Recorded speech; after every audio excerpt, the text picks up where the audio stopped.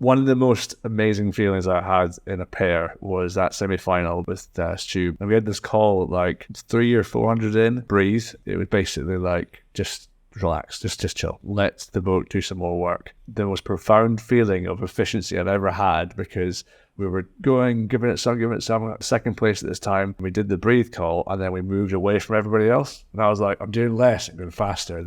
This never happens in racing. This is like what you dream of. I said to Stu, what do you want to do? Let's go. So we both went, and then all of a sudden we're like moving further and further away. And then I was like, is this stupid? I think we should probably calm down.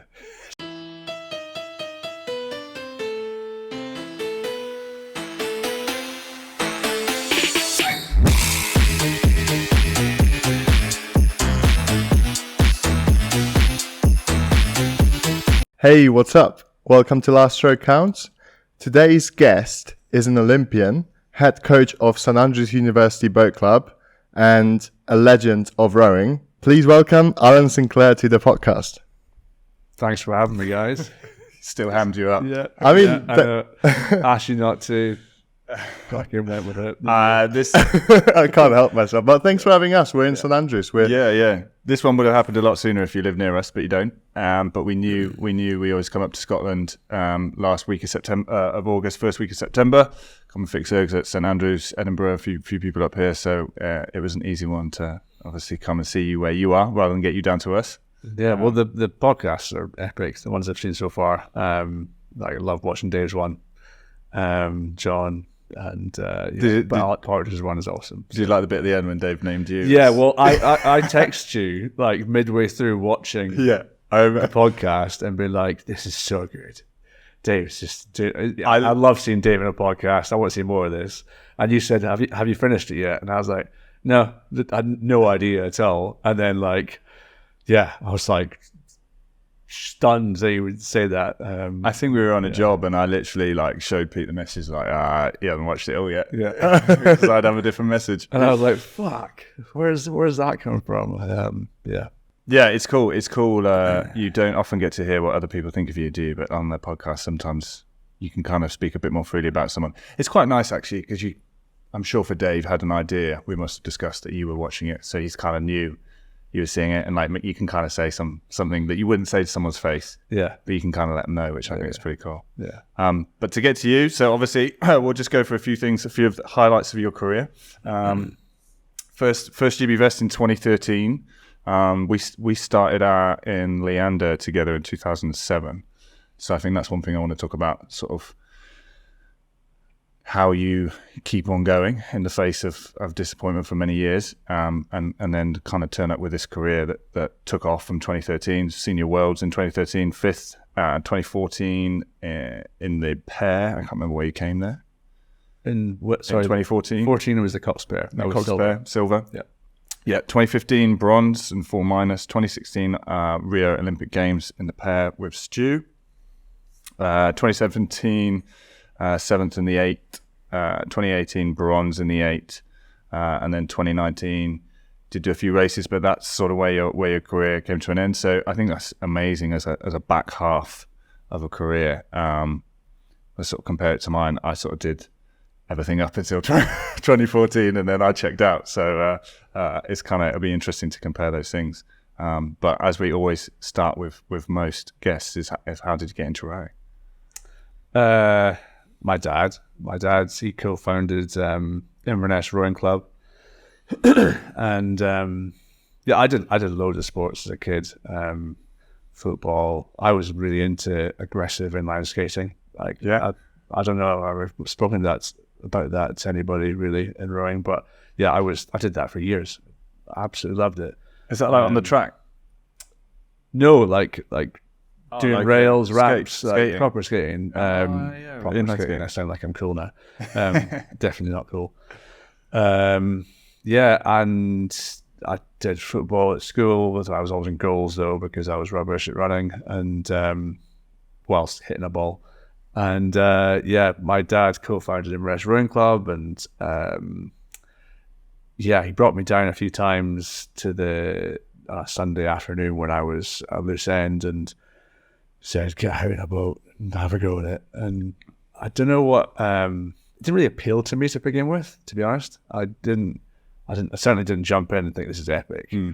But I liked that it was different. And I mean, if I think out loud a little bit now, comparing it to inline skating, I kind of liked that because no one else was really doing it at that time. None of my friends were doing it. It was kind of different and cool. It was my cousins in Canada that did it a little bit.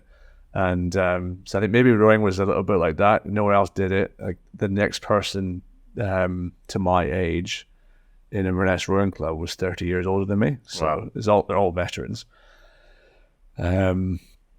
But epic club, just super supportive. Like never at any point did I feel like I shouldn't be there or not welcomed. I was just they were happy to have me there and supported me every time I was down there. So I remember going out in single a few times and just been like, yeah, it's actually kind of cool. Went for a few races, got absolutely smashed.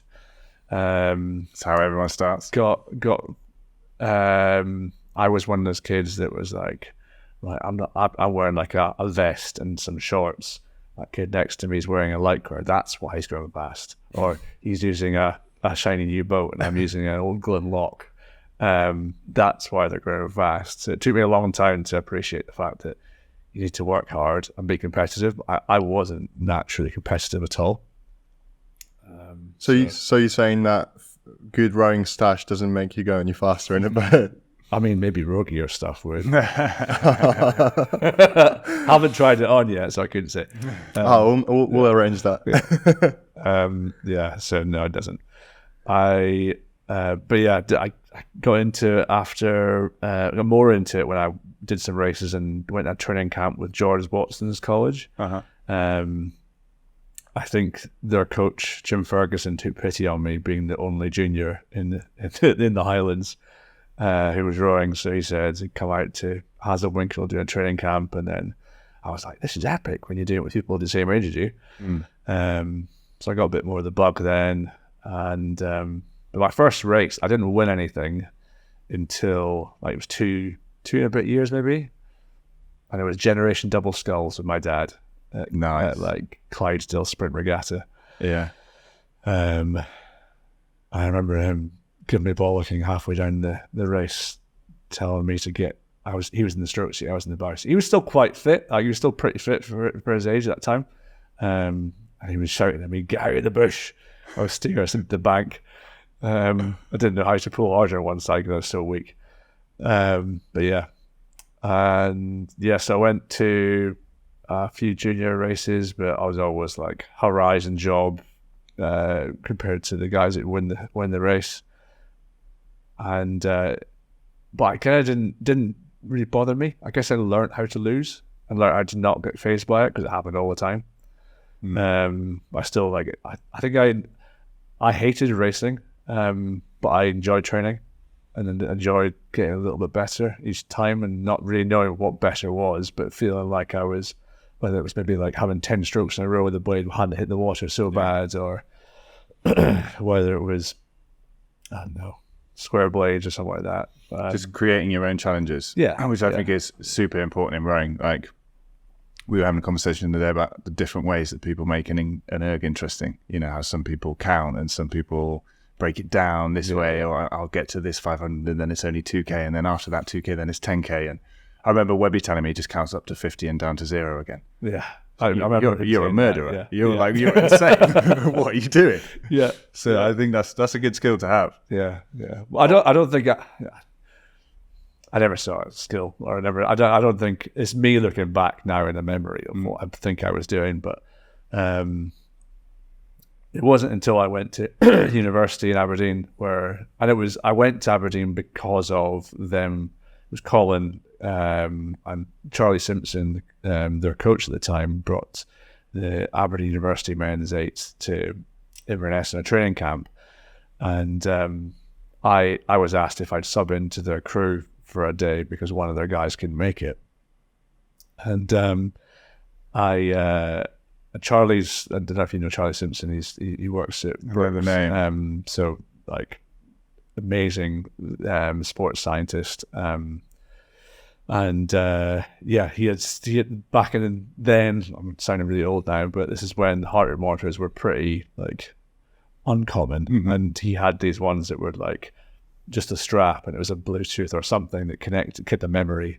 But he was tracking all these guys on the water. And anyway, did this session. I had a great time. Like just UT2, up and down twice. It was like 20K or something. And Charlie said he was trying to at the time he was trying to get me to go lightweight. And I was like, I'm like 73 kilograms and I'm like 17 and I'm still growing in height. I don't think there's any chance I'm staying lightweight for very long. But he said after, he messaged my dad in the email afterwards and said, yeah, Alan's definitely it shows promise. And when he meant promises, I think it was more just he really likes rowing and he enjoys it because his heart rate was over 180 from the first 5 minutes for 2 hours. Nice. And so everyone else is in the low 140s, and I just sat and just pulled my nut off the whole way through this session. And all the guys, and Colin included, still laughs about the fact that it's Colin Williamson. Yeah, he was in that crew. Yeah. So I got on with those guys so well, and I was like, I'd love to go there because it's good university, but that was the thing that sealed it for me. So I went there, and then actually accidentally walked in on a meeting, which was basically signing up to 12, 13, 14 sessions a week or something. I thought it was actually come join the club, here's an introduction to what's happening. But and yeah, I got the bug even more then because it was like a squad of guys with a common goal of trying to make a boat go fast. And so I fell asleep in every single 9 o'clock lecture for my first semester and did terribly. So definitely don't take that advice. All the students that I'm sure will be watching this that I coach, definitely don't learn from my example. Balance. Balance, get that right. I was very lucky to come out the other side of it. But yeah, if I did it again, I definitely would have got things right. I think probably wouldn't have chosen the subject I chose, but that said, I was given an opportunity and I ran with it. So that's what got me into the sport, really. I think Aberdeen and then went to Leander. Much success at Aberdeen, or no? I did Home International Regatta. Yeah. What year was that? Would you been 2005? No, that's fine. I think it was. Yeah, I'm old. I was there in 05. In Strathclyde. Is it Strathclyde? Is it Strathclyde? No, 05 or 06. It was 06, maybe. No, 05 was Wales, the first one in Cardiff Bay. Yeah, I was there in the junior team. I was here before. It was it was 06, sorry. It was Strathclyde Park was my first one with Aberdeen there. Close. And the same year they had the Commonwealth champs there as well. Yeah. So I got a silver there for that, but which was cool in the Cops 4. But no, my I guess the thing that happened at Aberdeen for me was going to race at Henley, and that, as well as the kind of getting the camaraderie, being a kind of squad of guys with a common goal. It was racing at what I still believe to be the biggest and the best regatta in the world. It's pretty special. Nothing compares to it. And I just fell in love with it from the first time I went down the booms, and I was desperate to try and be the first person across the line on Sunday. But I knew after, so I got to the semi-finals when I was in Aberdeen, in the Brit. But yeah, the guys moved on. One lad was doing medicine, so his degree obviously took over. And then, so I did a year in Aberdeen, kind of player-manager situation, trying to get the guys that were there to go well and just making the most of it. But Colin that year went down to Leander. Yeah. And he phoned. I remember, it's so vivid in my head, this phone call, because I was in the middle of studying for exams. I think it was it must be in springtime. I was at my desk and it was pissing down with rain outside. And he calls me out the blue, and I was like, "How you doing? What's going on?" And he said, "Yeah, I just thought phone you. I'm sat on the grass opposite Temple Island, just done 25k for the day. I'm in my shorts and t-shirt. I was like fleece trousers, like just been wearing a hat outside that day. It's horrible weather. And he's like, he basically phoned up to tell me, look, I want you to know that we all thought Leander was really tough to get into. And it is, but you're not like outside of what that kind of level is at. And if you wanted to, I reckon you could do it.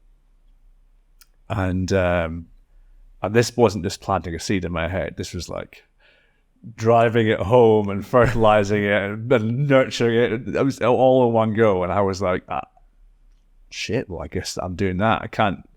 I desperately want to, after hearing how fun he had a time of the winter season at Leander, his first year, him saying to me, maybe I could do it, I would far rather go down and be told I wasn't good enough and then be like, right, cool, well, I tried. And then I know that was where my limit was. Then forever wonder. Yeah. Because I was like, well, if I'm going to get the chance at a Henley medal, that's going to be the best place to get it. And if he's given me basically a nod that maybe you can get in, that's me doing it. So yeah, a few months later, did Henley with the Aberdeen crew that summer, but by that point I was already decided I'm going to try and go to Leander. And lies about the ergo score. So yeah, at the time, again, this is me showing my age. At the time, I think it was you had to be under 620 if you're not under 23. I think I'd done a 624, 25, but I was like, I'm gonna have to just say 620, and then like if I make it when the time to do it, then sweet. If I don't, then like again, I'm not gonna get a better chance of doing this. So I remember messaging Lavinia and thinking to myself, really hope she doesn't asked to send an ergo screen picture, but she didn't. Yeah, back then it wasn't people didn't do it as much. So I remember the year before, so 2007, my last year at school, I went for a trial weekend at Leander. Ted Bainbridge coached me. It was a bit weird. They were just like, come down, have a go, get in a couple, get in a single. We'll like, have a look at you, see if we want to give you a place. And I went in the dorm and I stayed in the same bed. And in the bed that you slept in the dorm was Colin slept in that bed. Yeah, that exact same bed. Like that's next to the window. Yeah. And I didn't like. Obviously, I was like a scared little kid. Like I had a couple words with him, whatever. Didn't say much else. Just a Scottish guy was sleeping next to him in the dorm, and he was big and scary. So I quite intimidating. Stayed away from him. And then I turned up the next year. Like when I turned up, and then you were there, and I was like, I'm pretty sure that's not the same Scottish guy. We've been like lots of people have mistaken us for each other. Both of us were working as doormen in Aberdeen. We were both in the university. And the other guys we'd work with would always get our names mixed up. And I'm like, I know we're similar heights, but we look quite different. Like, I'm in my opinion, but maybe not. This my first visit to when I first arrived at Leander was another funny one because I met Owen. Colin was the one showing me into the building. And Owen Davies, I guess the guys who in our generation will remember him, absolute legend. Now a doctor, but he went in the Marines. But anyway, he was the only person in the dorm. I was the first person to arrive from this new intake that Colin shows me in, and he's obviously just had a night out at 4, and he gets out of his bed, bollock naked, and walks straight up to me, shakes my hand, and I think he might even embrace me as well, like giving me a hug. He is. And I was like, am I moving in? Like, to this, is this normal? And I wasn't like, you were young. I was 22 or 21, 22. When I was 21, I think. But I was still like, and he was younger than me, and I was like, have I been like so isolated living in Scotland? This is what happened in England. But I guess I'll go with it because I'm here now. It was just Owen. Yeah, just did not Owen. have a problem with nudity, did it? No, not at all. Oh, that was mental, that dorm. There's not that many beds in there now. When we had it was like 12. I think it was like 12 people in this room. Yeah. And there was like 4 that weren't bunks. Yeah. So it's a small room.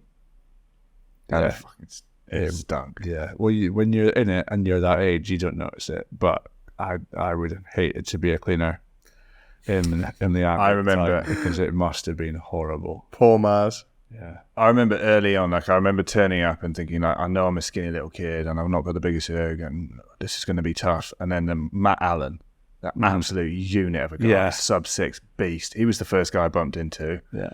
Jesus. Then I remember a few weeks later watching Colin like pull 9K on the half hour. Yeah. And Colin was like, yeah, good. I was like, oh, what the hell?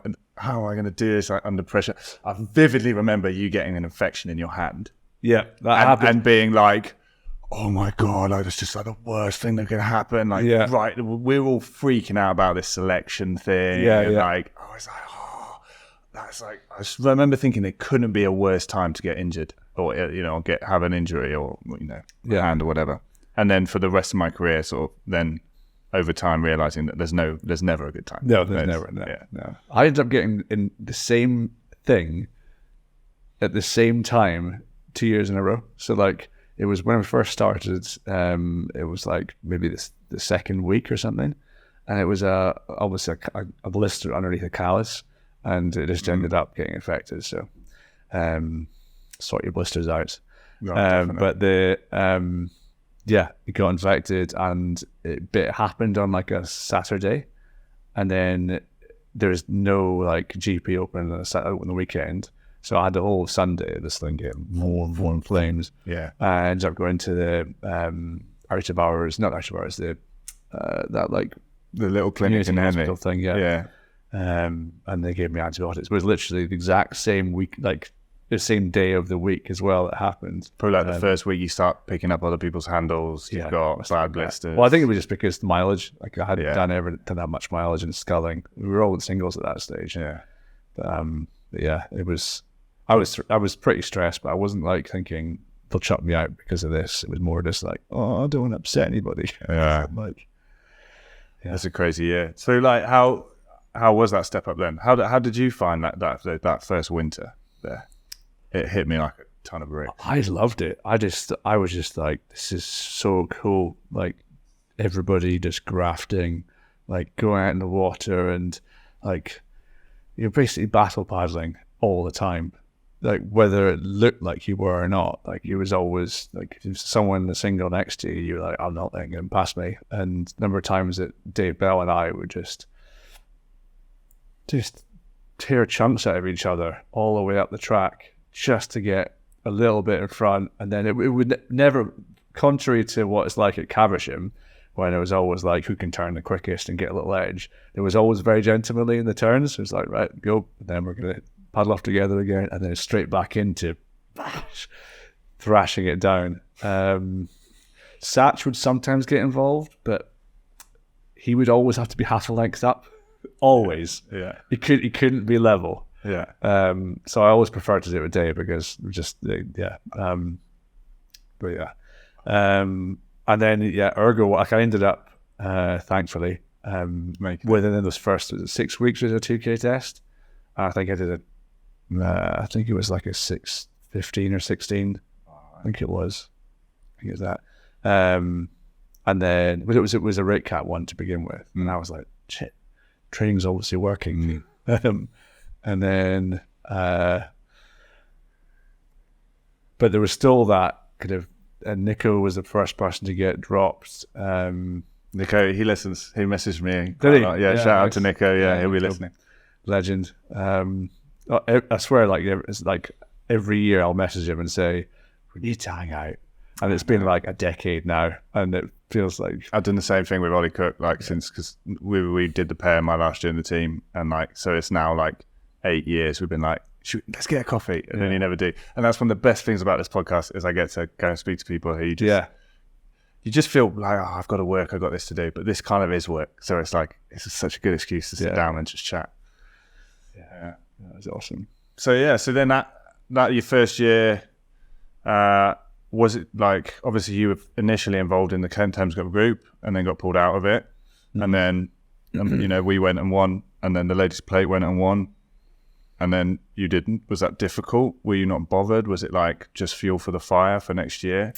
At the time, it was really hard. I found it because I'd been in that crew with you guys for the majority of the year. It was literally until after what was it? You did eight head in the crew, eight head, and that was epic. That was one of my favorite eight heads because we started like 250th or something. It was in the 200s, and we came 8th or 9th. Ninth, I think we overtook 20 crews. Yeah.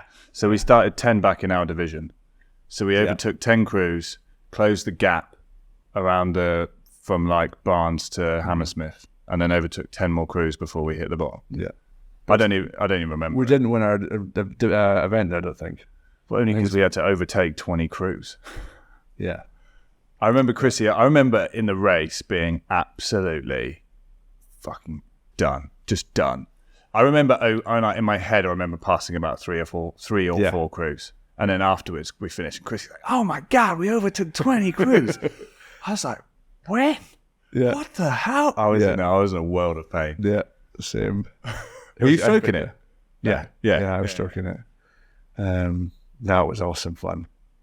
But yeah, no, I found that, I just got a great bond with those guys. And then when I was told that you'd have to step up, because early in the season, I had been given a seat race or a pairs matrix with like Gozzy and Clive and all that lot. And I didn't do well enough. So I think I did half decent in single stuff. So they thought, well, let's see. So I think in that matrix stuff, Randolph did well enough, Peter Randolph, and then I think even Richard Francis might have done it, might have gone up. But anyway, I came down and did the Thames Cup, and I was like, sweet, love these guys, like got on so well with them. Everybody was just great to be around. Brian is great. And yeah, I just love that project, like going to Ghent. That was so cool. And even though we didn't quite get the results we wanted, sometimes it was I just loved the day-to-day stuff with it. And then getting pulled out, I don't remember how it happened. I don't even remember the conversation where Brian said that I won't be in it. I think it might have been Ben or someone that came and told me that it was. I think they tried to soften the blow by saying you're coming up rather than you're not allowed to do Thames Cup. But the reality was basically, you're not going to win Henley this year, because I'll be in the higher grade category, I guess. But no, I was frustrated, and I desperately wanted you guys to win. And when you did, I was like, damn it, like that could have been me getting a red box, and that's all I came down here for was to win Henley. Like that was the main thing. I didn't have any aspirations beyond a Henley win. So when you did that, I was like, I've got to stay on next year to do it, because I know I'm at the standard to win Henley now. Yeah. It just means I have to go a bit further to hopefully get an intermediate medal. But I definitely struggled. And then the next year, though, like we had Ladies Plate group, and that was epic as well. Yeah, that 8 was fast. Yeah. Honestly, I don't think I've been in an 8 that was that well drilled to date. Like there was never any crew where I was like, we could do then outside arm only, square blades, feet out, and still paddled at half decent speeds, and blades never touching the water. And it was just like, it was just really, really well drilled. But we learned the hard way when it comes to actual racing that all that stuff doesn't really matter. We got the semi-final against Brown, and they just dealt a big punch off the start, and we were flustered. And I remember thinking, this isn't in the script. We're like supposed to be the best domestic crew in the country. We've just like won Mets by like 20 seconds or something, half a length behind the German national team in Ratsburg, and they were like smashing the World Cup races. And I was thinking, what's going on? Are we holding a break, or what's like, how are we getting this so wrong? And obviously all those thoughts are the things that take away from what you need to do in the middle of a race when you get into a proper busted up fight. And yeah, so that struggled again with like getting over that and knowing that again we were good enough, but that was a mistake. We made a mistake there. That was the year when I was in the visitors four, so I didn't make the 8. We had visitors four, and it didn't go very well at all. And we got knocked out in the first round, and it was just a struggle the whole time. And the whole time on camp, we had you guys just chasing us down, and it didn't matter how far ahead they let us out. You guys would just take the bit and come and get us, and it was brutal. And if I hadn't gone and done under 23s, I think that would have been like a tough season to deal with. Yeah. Like I always had felt like so lucky, like we discussed with Dave, but like just always had that little tidbit at the end of the season. There was something for me to keep me going, keep me interested. That's interesting. Again, we spoke about it. You kind of just missed out here, fell short there, not you on your own, but as a crew. And like, that's what I think, and that's interesting. Like how did you deal with that? You just wanted that Henley medal. It was that you've made a name in your head. I think I was thinking, because obviously you mentioned to me before, like we did the podcast, that was kind of the theme that you wanted to kind of dive into, and I had a bit of time thinking about it. When I look back and thinking about goal setting or not achieving goals, I think it was actually because I didn't set goals. I think I wanted to do. I really liked it. It was a desirable thing to achieve, but I was more attached to what I was doing day to day, and I was more attached to, can I do this session well? Can I be a bit better today? And maybe not, because ultimately you can't really control like weeks and months into the future. You can just do. This is me rationalizing what my mindset was then. And although I was devastated and was like hard to come to terms with, not winning that year after I put 2 years of hard graft into it, like there was so many of the things that Leander gave to me that I wouldn't otherwise get. So the kind of ethic and working hard, the support of each other, like competition but respect at the same time. Like people were gunning for each other's seats, but you were going up to the crew room and having chats and tearing each other a new one when it comes to the tech reviews on the Saturday morning, or whether it's like hearing about someone doing something stupid and the last Saturday night out. Like it was such a good environment to be around and learning from people. Do you remember we used to tell Ray Poulter used to get so drunk enough that he couldn't remember what he'd done. So on Monday we'd just tell him stuff that he'd never done. Yeah. Ray. And he's like, Ray, you don't remember punching that girl in the face? He's like, oh no, what have I done? Ray, you absolutely lamped her, mate. He did some stuff that was probably on a par with that. So I saw him. You'd understand it's true. I saw him year before last at Henley. He introduced me to his new girlfriend, partner at the time. He's married now, I think. I don't think they were married then. But maybe engaged. And how's things? How you going? Yeah, good. He's like, are you going out tonight? It was Saturday night. It's like, no, I'm not. I've been out to see some people, but I'm not going out tonight. Are you going out? And he's like, probably, maybe for a few. And I was like, not like you used to, Ray. I've got some stories. And like I said to him, I've got some stories about Ray. And he like grabbed me. And he was like, don't you know? Yeah, he was like, no. He's like, I could see the fear in his eyes. I was like, I'm not going to tell her, Ray. Don't worry. How is she not going like, here's my number, tell me something? Yeah. It's like, no, I've managed to keep it from her. What I used to be. Yeah, what a nutter I was. It was gin. That was his like poison. Like if Ray was on gin, you have to anticipate there being some form of violence.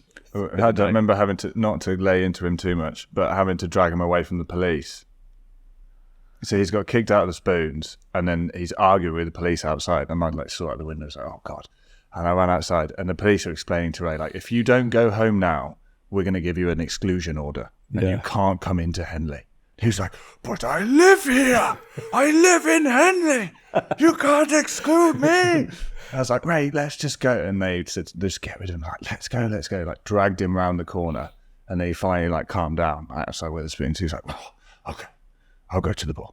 And just walks off to another pub. And I was like, okay, I'm out.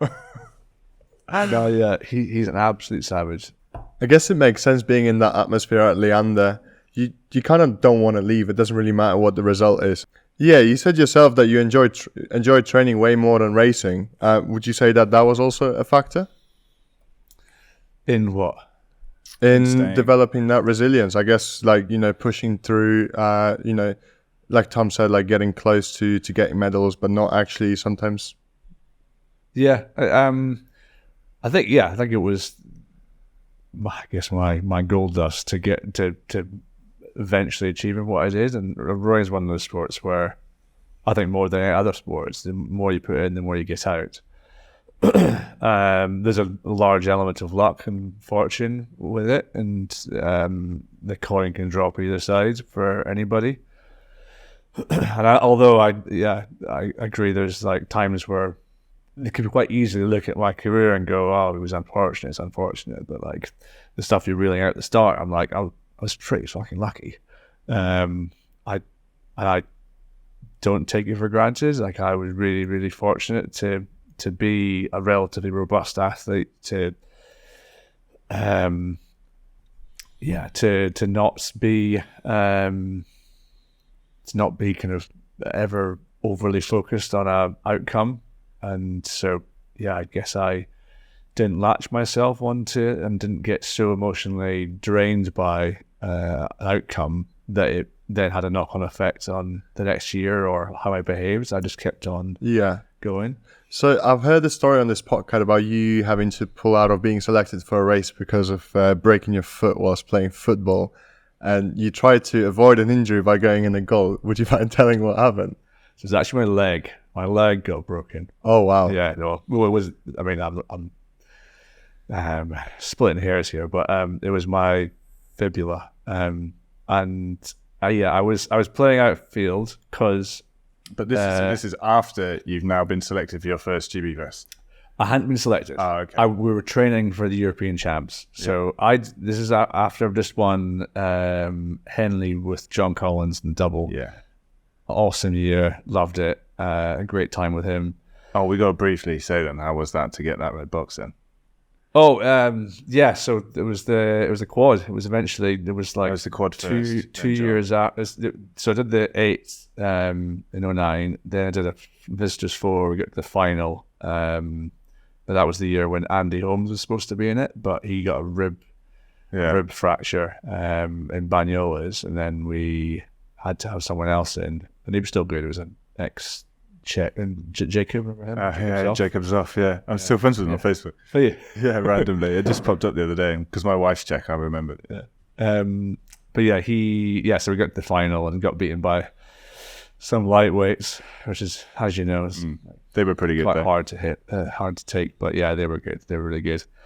So yeah, the following year, I decided to go sculling and did the quads, and yeah, that was epic. Just, I knew going into Henley there was no way we wouldn't win, because we were going to mess up. It wasn't that we weren't good enough, and that absolute certainty. And then none of us in the crew were going to let us not win, if that makes sense. John and I hadn't got a Henley medal. John had been beaten by you to a foot, and then I think he was another race. It was close, wasn't he? And he eventually conceded to go in Leander, and then he I was in the boat with him, and yeah, it felt so good. Just as I hoped it would. And then so the following year, because it felt so good, I was like, I want to do that again. Yeah, that was epic, and I feel like I'm just starting to realize how to make some gains and how to, maybe sculling is my thing. It was Olympic year, so I was like, well, it's also that if I do go really well, maybe I'll be kind of given a shot at trials or something. I did go to final trials, but yeah, I wasn't good enough. I think I was probably 2 guys down from the standard of getting into the team as a spare. Which is not far at all. No, it's not making it. But it was great to be able to watch Will, like, not out of nowhere, because obviously down on 23s, but like this ginger kid who I rode with in my first Fours Heads crew with you, Dave Jones. Yeah. Remember that? Yeah. That's like literally the first photo on my face. Like, I just got Facebook, and then I had a Leander. We were talking about this the other day. I didn't have any Leander kit, and Dave Bell said I could borrow his pink Leander short sleeve, and it stank like he hadn't washed it. It stank of BO, but I was like, I'm not washing it. There's a photo. I've got a photo of Mia Satch from the bow of that. Yeah. Even Mia Satch, we polished up the riggers on it. It was knackered old A-lings. Yeah.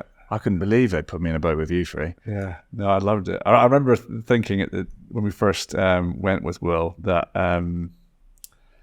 I spoke to Colin afterwards, and he was doing well that year. He was in one of the better crews. I'm not sure if it was a quad or if it was a 4, but I think he said, what did you bring a Satch? And I think at the time, the kind of more senior guys didn't race him at all. I remember saying to Colin, I was like, mate, this kid, he's got a bottomless pit of energy. That's what it was, yeah. And I spent the entire session, because I was in the 3-seat, he was in the 2-seat, you were by. And I remember saying most of the time, just chill. Don't work so hard. It's actually making us go slower. You've got. I know you've got more beans, but just trying to spread it. And I remember saying to Colin, like, when he works out how to do this, he's going to be lightning fast. Colin was like, nah. I remember you just winding him up. Like, I remember 1 year at Boston Trials, like we'd all been doing our 2KO prep, such as on for like sub 605 or something. We're still quite young. It's probably like the first year we properly trialed, like 09 or something like that. And then we got to Boston and warming up, and I think you were just like, I bet you probably can't go sub 6 though, can you? Or something. You just like some off the hand comment, and then he just does it. Yeah. And it's like, I always just remember this guy just like doesn't know what he's got. Yeah. And like, if you just he can just do what he's told to place. And I feel like that was it from, obviously me and him came under 23 together, we were doing the pair together for my back went, and then he went up into the team, and like sometimes my parents would be like, imagine if your back hadn't gone and you'd gone into the team with Will, and that's like, yeah, but you didn't see what happened when Will got in the team. Like, he got into the senior team, and then he just fucking went again. Like, just like you said, like, it wasn't from nowhere, but that run up to 2012, fucking hell, that guy took off. Yeah. It was like, it wouldn't matter if I got in with him. Yeah. He just disappeared. Yeah. Exactly. And I remember I chased him for so much, like erg scores. I'd always be like chasing him, and I'd get my erg score close to him, and then boom, he's gone again. And then I'm fucking trying to get to Will, I'm nearly with Will. Boom, he's gone again. Yeah, he always had a nudge. Like, it's just an incredible athlete, incredible guy. But he, I remember, trials. There's another story with funny one. Me, Dave, and Will had stayed at Dave's house. Do you remember that one? I can't remember which year that was, but would it have been the ladies' plate year?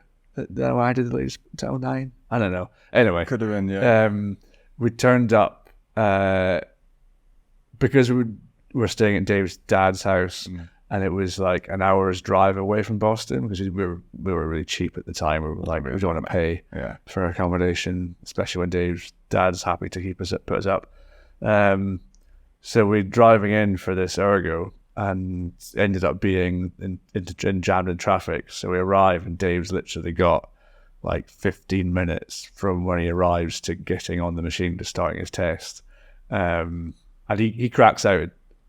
He gets a decent score, but he was going really well prior to that. But obviously he's not going to go as well as he should have done. I was up next. I had 45 minutes, and I got 6. I'm not sure if it was 6:10. I think it was the 6:10 was a cutoff. I think we got 6:10 or 6:10.1, and I was like, oh shit. And then Will had a half decent one because he had another hour before his one.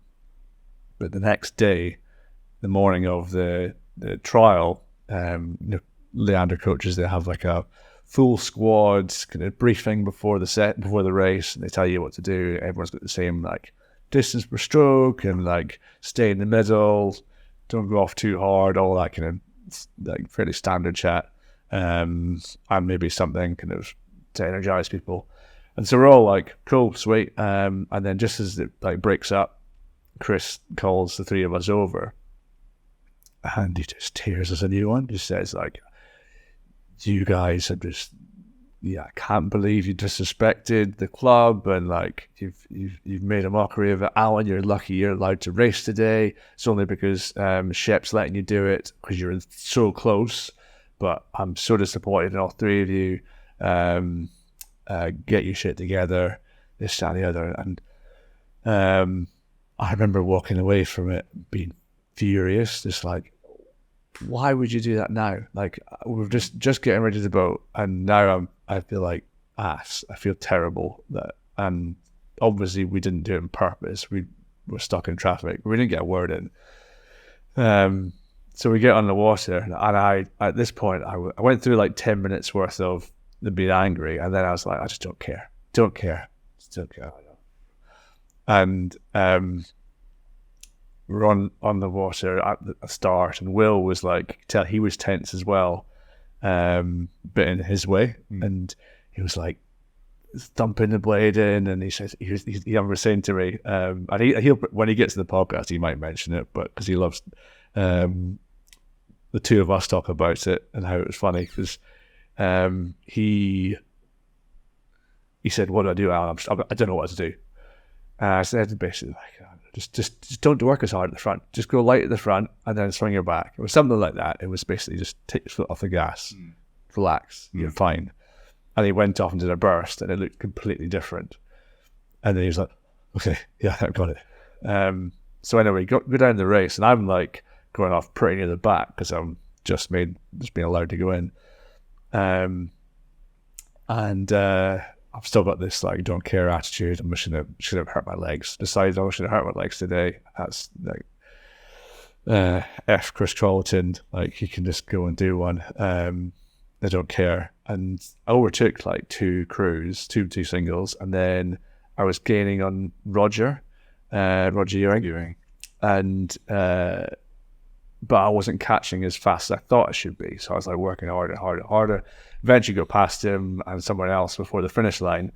And then I came in, and I was like still miserable, got the boat off the water, dereg, put it on the trailer.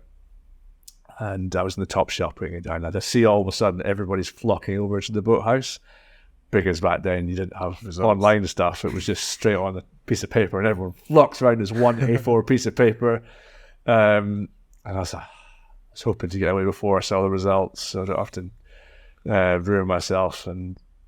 But now I'm going to have to find out. So I walked over, and I was like, right, well, no way I'm going to be anything above middle of the pack. So I started in the middle and worked my way down. I was like, oh no, this is really bad. This is really, really bad. I can't see. I got to the very bottom, and I was like, and then just as I hit the bottom, someone slapped, I'm not sure it was Colin or someone else, that slapped me in the back of the head. They're like, what the hell was that, Alan? I was like, what? Like, fifth. And I was like, what? And looked at the top, and then sure enough, I was fifth. And so I was fifth, Satch was sixth, and Dave Bell was seventh. I remember that. And then the next Leander athlete was like 12th or 13th. And yeah, it was the most fun drive home ever, because there was three of us, and we were just like talking about, we just nailed it. And it was, what was even funnier was that I'd spoken to Chris just before we left. He hadn't seen the result. I didn't realise that. I said to him, Chris, is there anything we to do, or can we shoot off? Thinking he might have seen them, or thinking he might want to know what a result is. And he said, no, where'd you come? And I said, fifth. And he just laughed. And he obviously thought I was taking the piss. He thought I was lying. He laughed, and he walked off. And I was like, okay, I guess that's a bit awkward. So we went back home, and stopped for McDonald's. We had like just the best feeling. That was the only time it was like legal to get a McDonald's, wasn't it? Like, on the way back from Boston Trials, you fill your boots. After regattas, you could stop and eat some junk food. So then the next day, I got a missed call or a voicemail from it was a voicemail from Chris, He phoned me. I didn't really feel comfortable answering. And left a voicemail saying, so Al, I just wanted to talk to you about yesterday, and basically said, sorry, I didn't realise that you actually did come fifth. I shouldn't have laughed in your face. Well done. See you Monday. And so that was He was. I was going to say, like, do you think he thought he was lighting a fire under you by having a go at you? But probably not. Obviously, he laughed at you thinking you'd gone fifth. Obviously, there's so many things. We'll probably end up talking about them, but undesirable things that have happened in my career that have had a massively positive effect on the outcome and at the end of it, like getting pulled out of the Thames Cup crew. If I'd won Henley that first year, I would have got what I wanted. I might have stopped. You would have gone back. I don't know.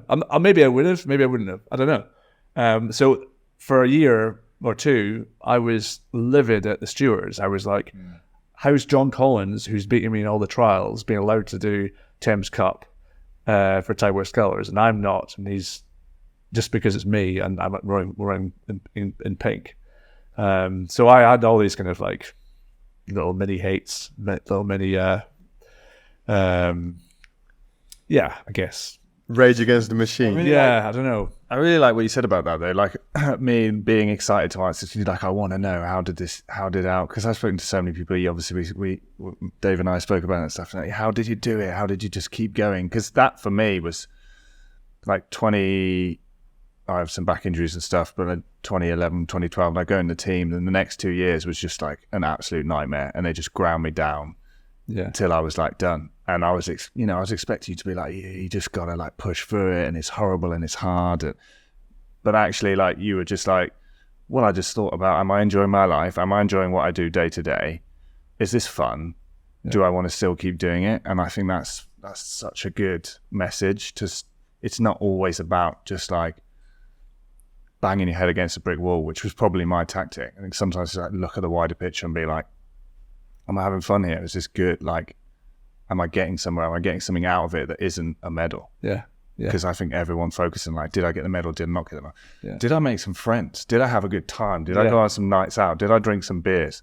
I think like that's huge. I think that's awesome to hear that. And you can extrapolate that message outside of rowing as well. You can put that out into the other spheres of life too. Yeah, absolutely, definitely. Well, because I going back to the leg break. I was going to say we derailed it. Let's get back on that. Yeah, I knew that'd happen. But it's cool. It's we've got time. I did 2012 double sculls, one at Henley, and then I was like, they were saying, we're going to try and get a European squad together, and it was. After Henley, they were going to put us into like this winter camp training before kind of having a peak, because the Europeans was going to be after the Olympics. We had a little break, didn't we? We had like a couple of weeks off. We were allowed to have off, and then it was like Dan Rich's wedding and a few other things. But before that, we had there was some cross training sessions, and they said you can kind of do what you want. And Ross Hunter, a few others were playing football, and they said, "Oh, you may come down and play football for your cross training session." So I was like, yeah, why not? That's fine. So we went to some like outdoor artificial surface thing in Henley, and I was running around outfield for a bit, and a few times I was like close to like just throwing my ankle a little bit. I thought I'm going to do myself a mischief. I should go in goals because I'll be safer there. But that was the one position I played in at school, and I ended up saving a few. And obviously my ego was kind of this. I'm good at football. I'm like, I forgot I'm actually really good at this. I wasn't good. I just saved a few few shots from some very average rowers. I always loved playing with rowers because I'm a good footballer with rowers. I'm not a good footballer, but around rowers.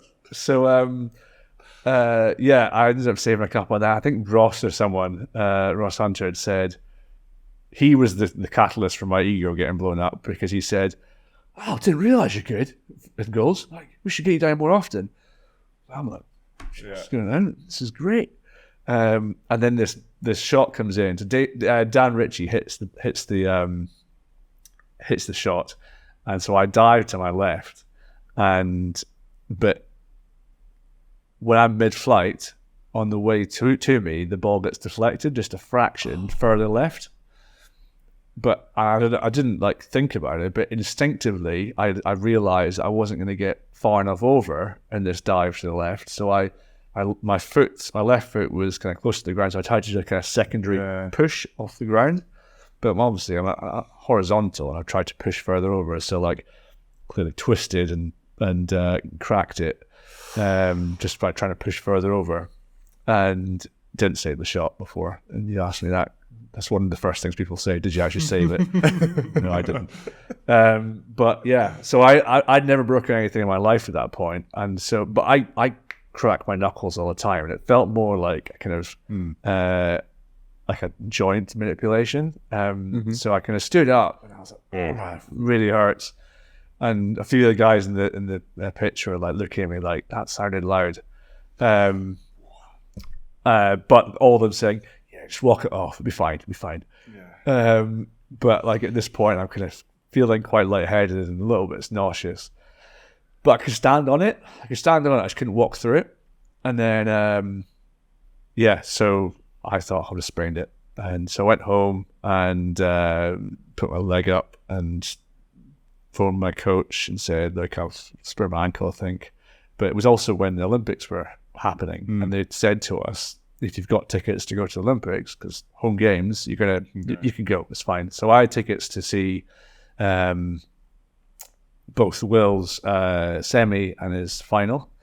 My dad was coming as well, so he came down, and the first day I'd managed to get some crutches off. I think Owen, he had crutches from the previous injury he probably had, so we got dropped off, and I'm crutching myself over to the ticket thing, and then we get through, and I think the first day, actually got through, and the first day because I was on crutches, someone gave me a wheelchair when I got in. But when I got a wheelchair, then they didn't actually check my ticket so readily, so I actually ended up getting wheeled into the family and friends section.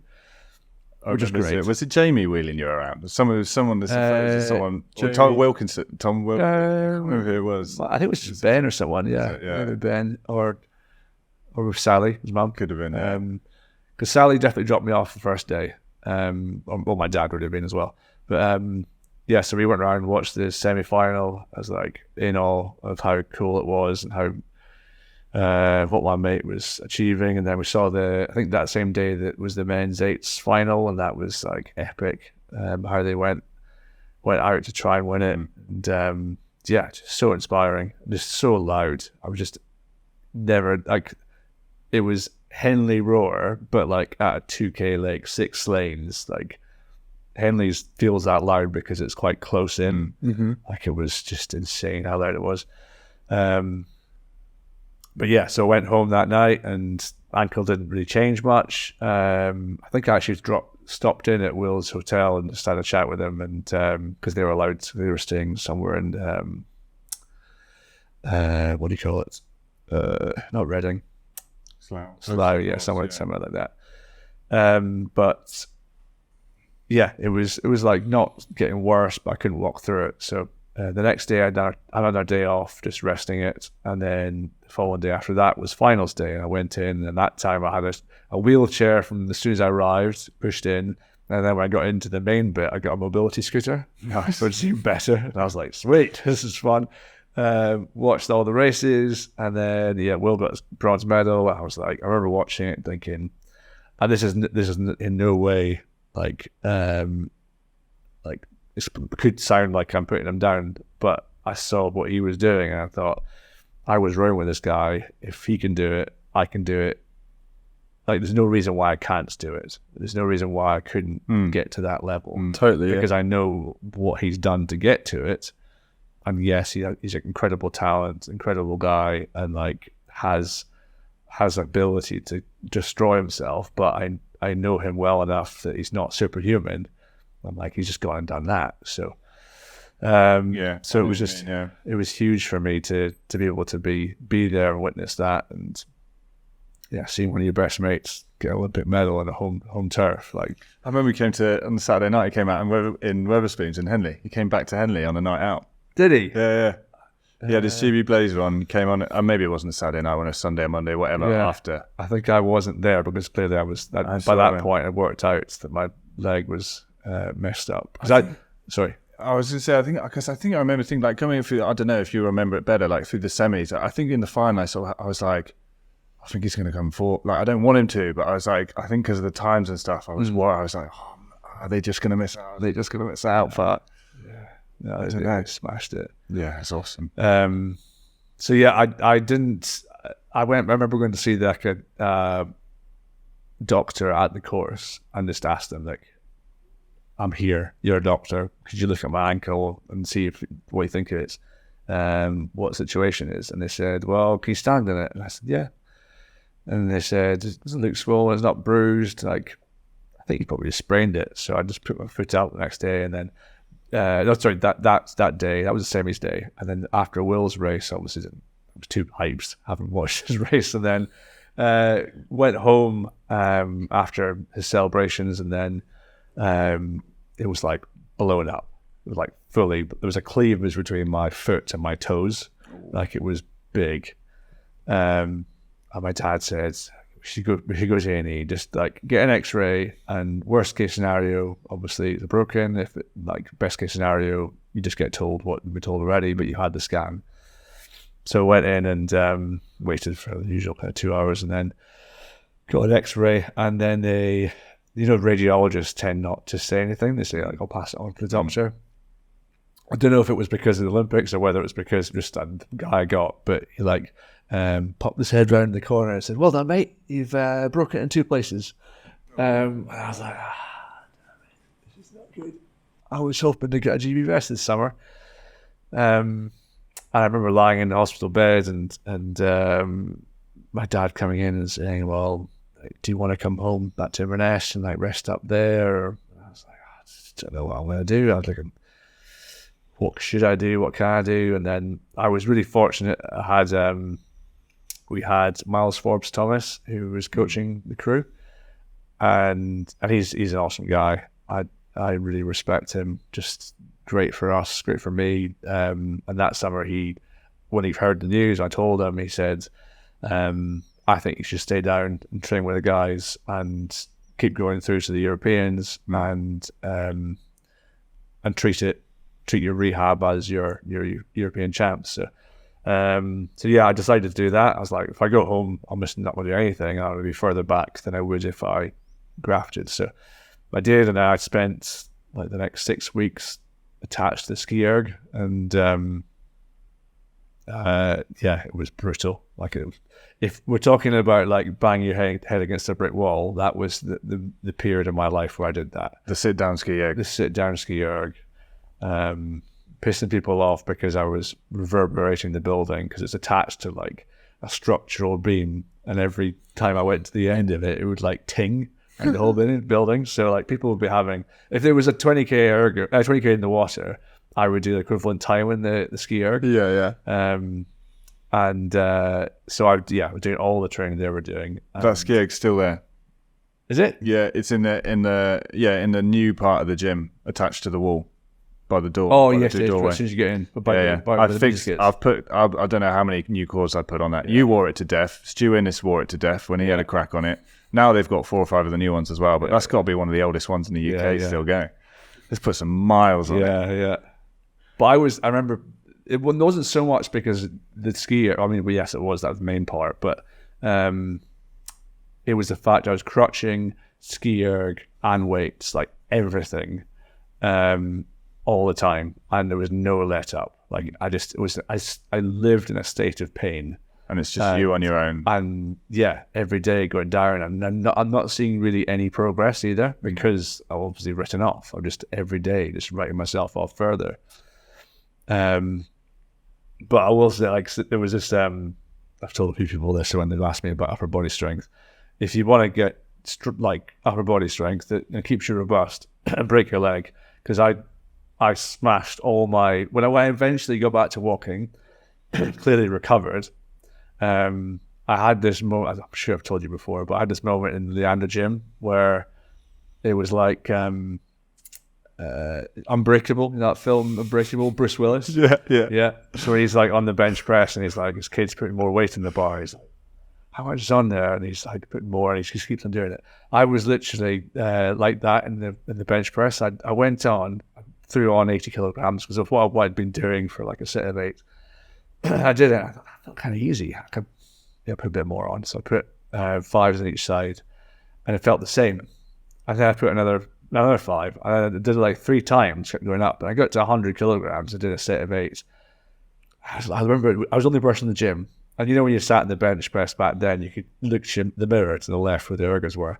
I would look in the mirror and be like, what? I'm checking the weights. Like, is this happening? Is this like, is someone videoing me right now? Yeah. Fake I weights. felt so like imposter syndrome or something. I don't know what it was, but and then I was like this. I was so pumped from the fact that I've actually got some strength now, and I just banged out like a set of 30 on tricep dips, so body weight, and then I remember walking around the gym feeling indestructible upper body wise, but but that did put me in the back foot when it comes to getting into the team, because all of you guys. So you missed out on Europeans, and then pretty much everyone who raced there then gets an invite. Yeah.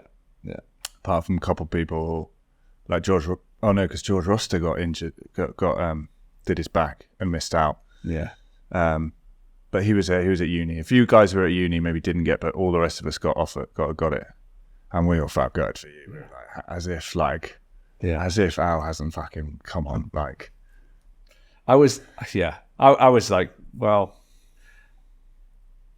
The other thing I remember thinking on the hospital bed when my dad was asking about when I want to go home was, if I go home now, I'll probably call it a day. Like I've done everything I really wanted to achieve at this point. Like I didn't really feel like I needed to do any more. I was fairly content.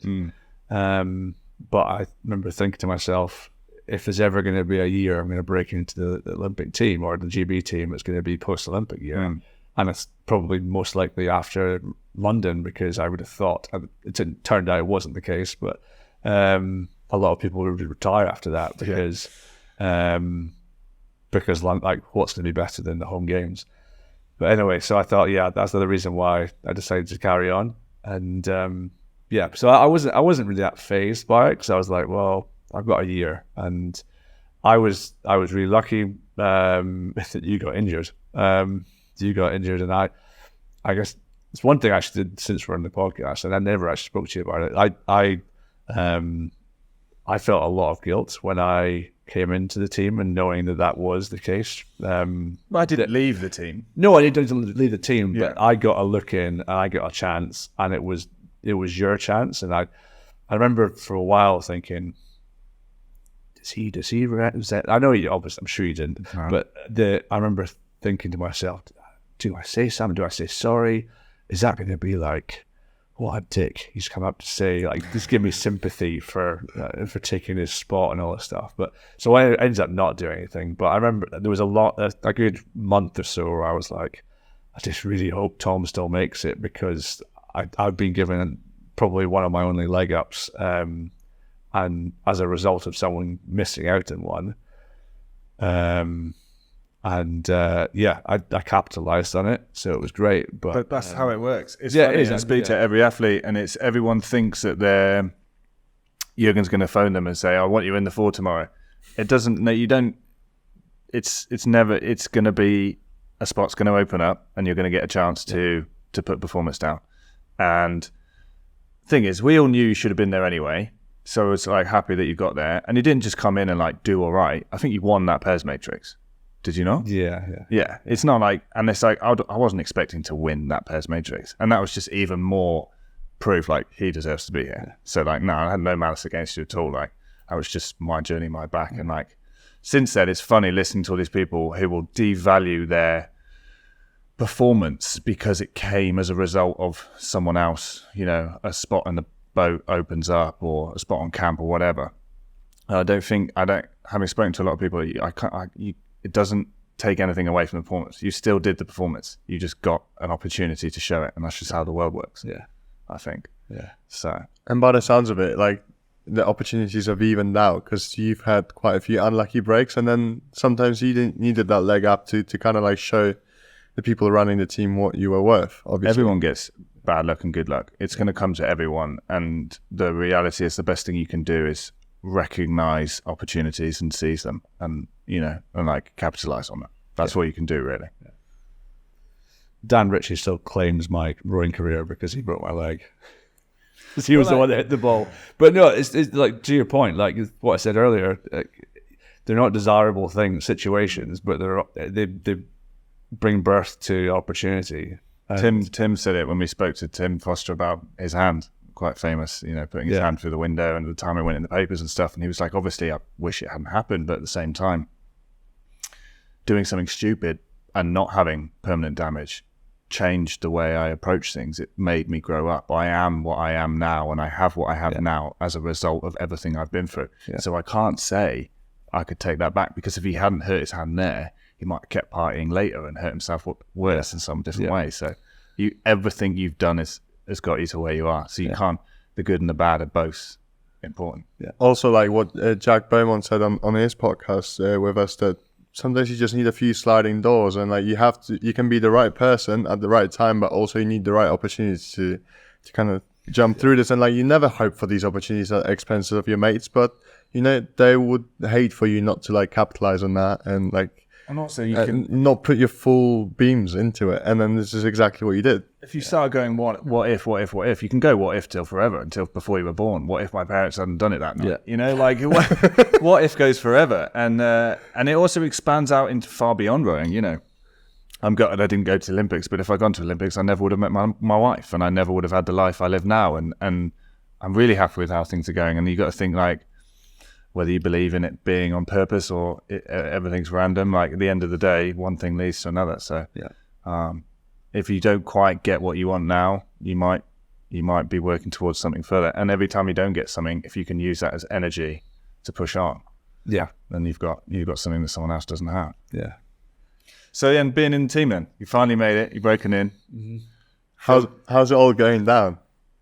I remember taking the same approach I had for getting the team as I did the first like 6 months or probably a year of Leander, in that I was like, I'm going to get cut, so this is going to be my last session. I'm going to make sure this is the best session I can make it, and just like, just putting it. I wasn't pulling my nut off for the sake of it. Like, I was just really, really switched in to doing everything I could inside the moment. I mean, I look back now, there's definitely things I could have done better. I could have been more switched on to like recovery in between. I could have got off the water sharper so I could get some food, and then like more time in between. But like in between the sessions, I was just lapping up the fact I was rubbing shoulders with the guys I looked up to for so many years, and like just chatting to them, and like, or just taking the piss, or being part of the banter, and like just getting a sense that I was part of something that I never ever expected or thought I'd be capable of being part of. That's a hard thing to do as well, to live in the moment and not be searching for like, I'm in the team now, so what's next? No, I was to look around. I was just more, I'm taking this as much as I can in, because it's probably going to get taken away from me. I don't know how much more I've got my capacity yet. It might be that this is literally it. That Paris Matrix might have been a fluke. That might have been just my thing, and that's the me topping out. And then, so I want to make sure that outside of the training, outside of the racing stuff, that I just live it as much as possible. Yeah. So I'm of the opinion that like you can get lucky in a seat race because it's 2 races, but in a pairs matrix where you literally go through every combination, that's never really a fluke. That's just classic high performance athlete imposter syndrome coming in. Like, I'll get every good performance, like, oh, maybe it was a one-off, maybe I just had a good day, maybe it's not going to be like that anymore. But maybe that was the attitude that you needed, like, put that scarcity towards every session that actually, really showed people who were reviewing and evaluating your performance are like, you really want it, you're really after it. Because if he's treating every session as if it's last, well, what if he's like, gets comfort, like in knowing that, he's up for selection and all that sort of thing. So it must have like impressed the hell out of like some people. Yeah, I remember. I guess I stunned myself, but it was kind of, people were still figuring out who they were in the team or where they ranked and where this, like the pecking order and stuff. And I definitely got a sense that, I remember looking over the results, because it was literally like, I don't even know if it was Jurgen, I think it was someone else that just literally tossed the results into the crew room, and people are looking over it, and I don't even think they were announced, but people were looking, and I was like, yeah, I actually won it. Like, it's a typo. Like, this is a completely different format of looking at results. I'd never done anything like that before. It was obviously Leander before, and trying to work out cumulative time. Like trying to not look too interested. But yeah. Someone's told me I won, but like, Anyway, what does that mean? And the coaches aren't like looking at me nicer. They're not chatting to me and saying well done. So maybe I haven't done anything that good.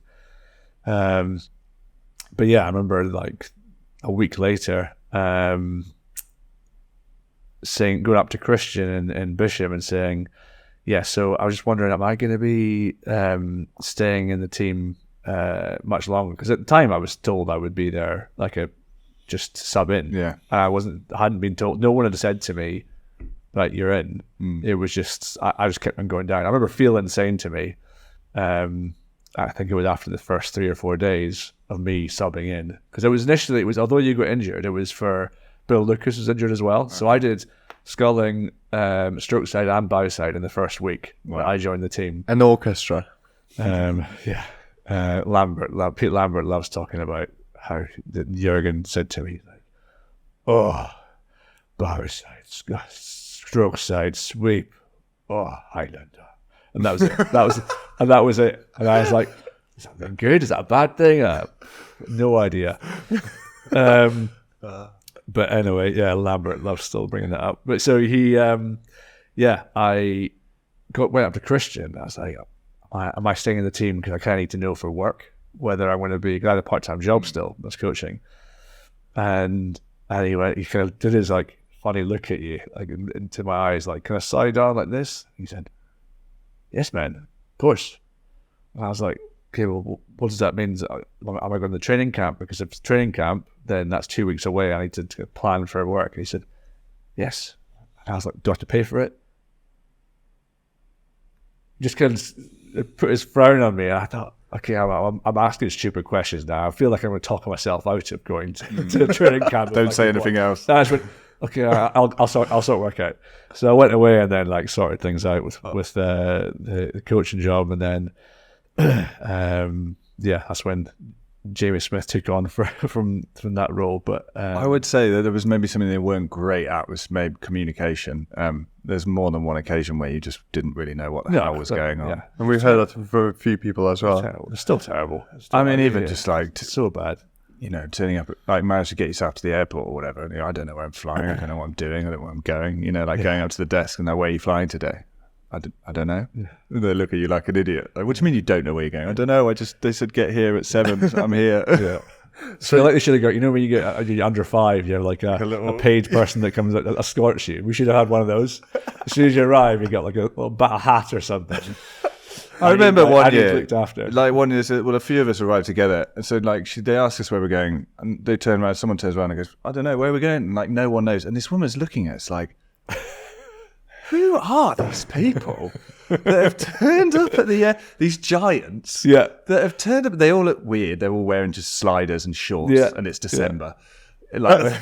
And like just random rowing kit and t-shirts with holes in them and stuff. I remember just looking at us like, just not working out what the hell we were doing. It's a good one. It's so good. Yeah. So you said that after 3 or 4 days of initially going to Caversham, Phelan said something to you. Oh, sorry. Yeah. So Phelan said basically, just you're here. Just keep coming back until someone tells you not to come back. I think that's what Dave said to me. Dave was like, I'm pretty sure Al just kept turning up. Yeah. It was that no one said, you come, do tomorrow and then whatever. It was literally, the first call up I got was Collison saying, then he despair. Banksy had a word and said, because you can do stroke sides, bow side and sculling, you've been asked to go along, so you're going to sub in for a day or two. So I went down and Phelan said, yeah, literally, keep turning up. Because I think I asked the question, should I go to, because I was told to do water stuff, and I said to him, do I go to Bisham, because that's where everyone in the team goes to do weights, or should I be going to Leander? And he said, no, keep turning up to everything until someone tells you to go away. Good advice. Yeah, clearly. Might get you some trespassing violations, but yeah. I once got a phone from Banksy in like 2011. And the summer of 2011, he rang me up and said, "Here, Tom, Rick Edgington is having an injection in his back today, and he might not be able to row tomorrow morning. Do you want to sub into the men's four tomorrow morning? I've told Jürgen you can do it." I was like, yeah, I really want to do that. Like, it's like, right, all right, in the morning, like tomorrow morning, I'll let you know how Rick's feeling. Yeah.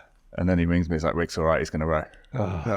What? I had one of those. I jumped into the men's quad in 2011, I think. So it was literally like it was the morning after a big night out, and Banksy phones me and says, "Can you get down to Caversham this afternoon? Because Robotham is injured. Nick Wadd wants to go out." So I was like, I think we'd won after Henley, so it was the summertime, and I was like, yes, okay, yep, I'll be there, and went down and did the same thing as I did when I was like that junior kid with Aberdeen University, just tore every single stroke as hard as I could, and yet I still felt like the weakest in the boat. Like Sam Townsend, I was just looking at his back and thinking, he is a monster, just absolute brute. How are they so strong? How am I ever going to be like that? But yeah, I was lucky I actually got to fill in. Yeah. Sometimes you win, sometimes you lose. Yeah. So just that period in the team then, I guess, in the run up to Rio, obviously senior worlds, 13, 14, 15, fifth place, second place, bronze, medals, senior medals. Did it change the way you approach things? How did it feel?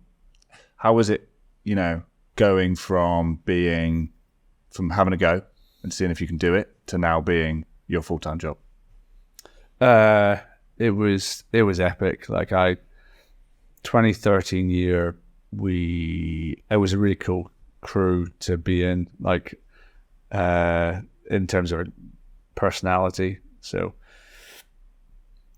Noddy and I had done really well in the pairs trial, despite me. I think most of my grey hairs came from that year, most 2 years with rowing in a pair Noddy, because he's as infamously, and he'll admit that how hard it is to work with him, because everybody who's ever had the privilege of rowing Noddy will know that he manages to make Olympic medalists feel this small when you're rowing with him, because his standards are this high. But incredible athlete, and I loved the first time I rowed in the pair with him. I remember before that matrix, it was like the last session of the day. It was like twilight, and the boat was just like bang level, and I thought, I haven't rowed in a pair with someone who understands how to move it like this.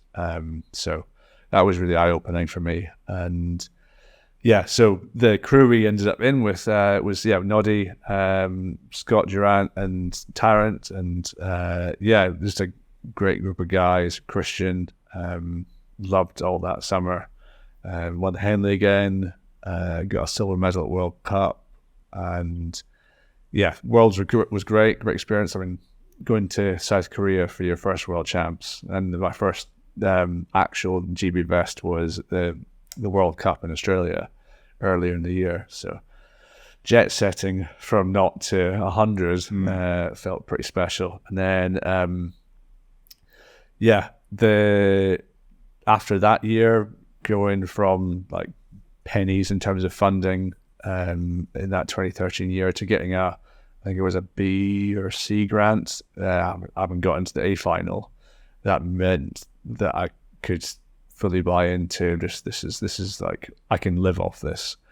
And then 14 had pretty good winter, but I don't feel like I stepped on that much. 13 to 14, not the degree I'd hoped, until we got to maybe springtime. And then had another good result with Noddy in the pair, came third at trials. And it was frustrating because I knew, we all knew that the 4 was going to be the top boat that year. 8 was going to be the second one. And by final trials merits, we should be in the 8. I was like, sweet, we'll be in the 8. And or not, I didn't take it for granted. I knew that Jürgen didn't see me as like a potential athlete, and clearly put me with Noddy because he didn't really like Noddy that much either. And did you think that was age related? I don't know. I don't know. I've seen Jürgen a few times since, and I've always kind of wished I'd plucked up the courage to say to him, what was it I didn't have? What was it like I didn't? What did you see in other people over me? I've heard a few people who've come into the team later, like you, who felt the same way, who've said he's sort of looking for potential. Yeah. And the older you are, the lower your future potential becomes. Yeah. It was kind of, I don't, but I guess we don't know. Like I'll never know how I would have been as an athlete. I'm going to ask him when he comes on, when we get him on. I'm going to corner him. Then we will gear. You know what you can ask him about? I'll tell you what, you can grill him on. And this is the bit I would love to know, is 2015, he seat raced me and Tarrant at Silvretta, so the pre-Worlds camp. So I'd got my way into the 4, like seat race, beat Tarrant, and done the European Champs, won it, did the next World Cup, didn't do quite so well, won Henley though, and then we did really badly in Lucerne. We got, I don't know, second or third in the B final, which is pretty bad. But straight after Henley, we weren't like a really strong physiology-wise crew. And clearly we're just knackered. And then I talked about this the other day. Jürgen's technique to knacker everyone into it. He always overtrains everyone into Lucerne. Yeah. Because then you don't have the result you want, and then you've got 6 weeks till Worlds or the Olympics. Yeah. And you're like, shit, I need to turn it on. Yeah. But the problem in that year was that it was Olympic qualification year, and he knew that his boat for the Olympics was going to be the 4. And we were in the 4. So he was like, I need to get this boat to win. So he wanted to retest it, but and find out if it could have been other people on the boat. So that's how Stu got in. But they did a pairs matrix. It was supposed to be a pairs matrix, but I myself, after the 2 or 3 days off after Lucerne, I went to my brother's wedding, and then, but I was like, that day felt pretty kind of funny, but you kind of pushed through it because it's a wedding. And then the next day I was written off, just so ill. It turned out Tarrant and Noddy were also really ill. So they ran this pairs matrix with Scott, Ollie, T-Ran and Stu. And Stu and Ollie had been the pair for Henley, and Stu managed to beat Scott. So he was definitely going to be selected into the 4. And then T-Ran beat Ollie by a decent amount, and Jürgen decided that he was going to get in. So then we were told, like, right, the 3 of you, we're going to do some testing in Silvretta. And yeah, we did. It wasn't like side by side testing. It was 4 go out, and then the quad was like the pace boats, but time trial per session. So they went off first, and then they compare the times. So really, really like secretive, dubious. Like, is this really going to work? Interesting way to set out seat racing. Yeah, I know. And then so this has ended up being a long-winded story. But we went out, did some training in it, and it was supposed to be Stu at stroke, then T-Ran, and me or Tarrant, and then Scott at bow. And then we did one with a training session with both me and Tarrant in the 3 seat. So we did the first run with us in the 2-seat. Both did it, and then we come in, and I'm jumping out and going into the 3-seat. I remember Christian's coming over and, "Stop, man! Stop! What are you doing?" And I was like, "Getting into the 3-seat because that's what we trained in. That's what we were told we were doing." "No, man, that's not the plan." And I was like, "This feels a bit weird. This feels a bit. I'm not sure I feel about this, but okay, I'm being told to do it." In the back of my mind, I'm thinking, Jurgen's not got the result he wants yet. He wants to retest it. But I didn't say anything. I just remember thinking it. And so went out, did it again in the 2-seat, came in, and so finished. And then we don't hear anything. We don't hear anything. And we're asking Mo what's happening, because he was the athlete's rep. Like, what's the story? And he's like, "I don't know. They're having chats. All I know is they're having chats every night, and it's not, they've got to come to conclusion of what's happening." And I find out afterwards from, is it Banksy? I think it was Banksy, actually, the first person to tell me, that basically they were having like 2-hour conversations every night after the kind of coaching debrief for the day to argue who was going to get the seats between me and Tarrant. All of the coaches said the data shows Alan gets it, and Jurgen was saying, I think it'll still go faster with Tarrant. And everyone was saying, but you just did seat racing. You can't select the other person if you've done seat racing. The data's here that you wanted is proven this person should get the seat. That's the way you have to go with it. And it took literally 4 days, 4 nights of them having those arguments every time. And eventually, I remember being told that we had the announcement of what the crew would be, and Jurgen started and said, "Well done for seat racing, well done for doing it. I know it's tough, this, that, and the other. Okay, so we have some results, and we have a selection. Sorry, Christian's made a selection, and I support him with it."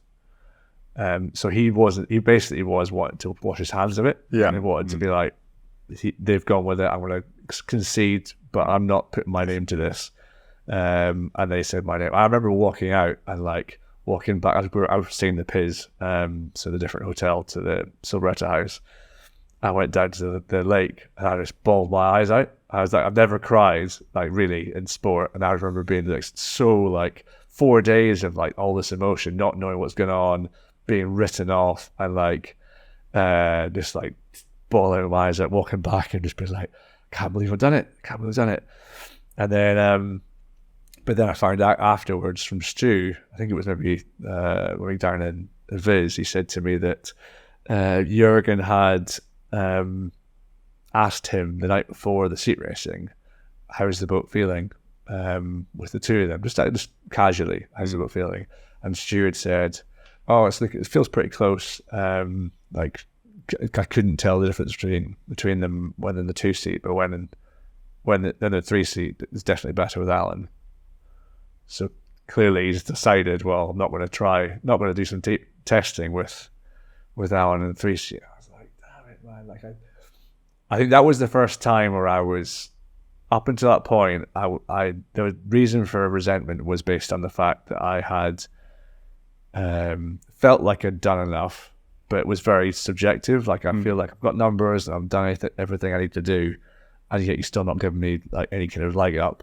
But this was a real tangible, someone has given me, the coaches are saying that they're back in my corner.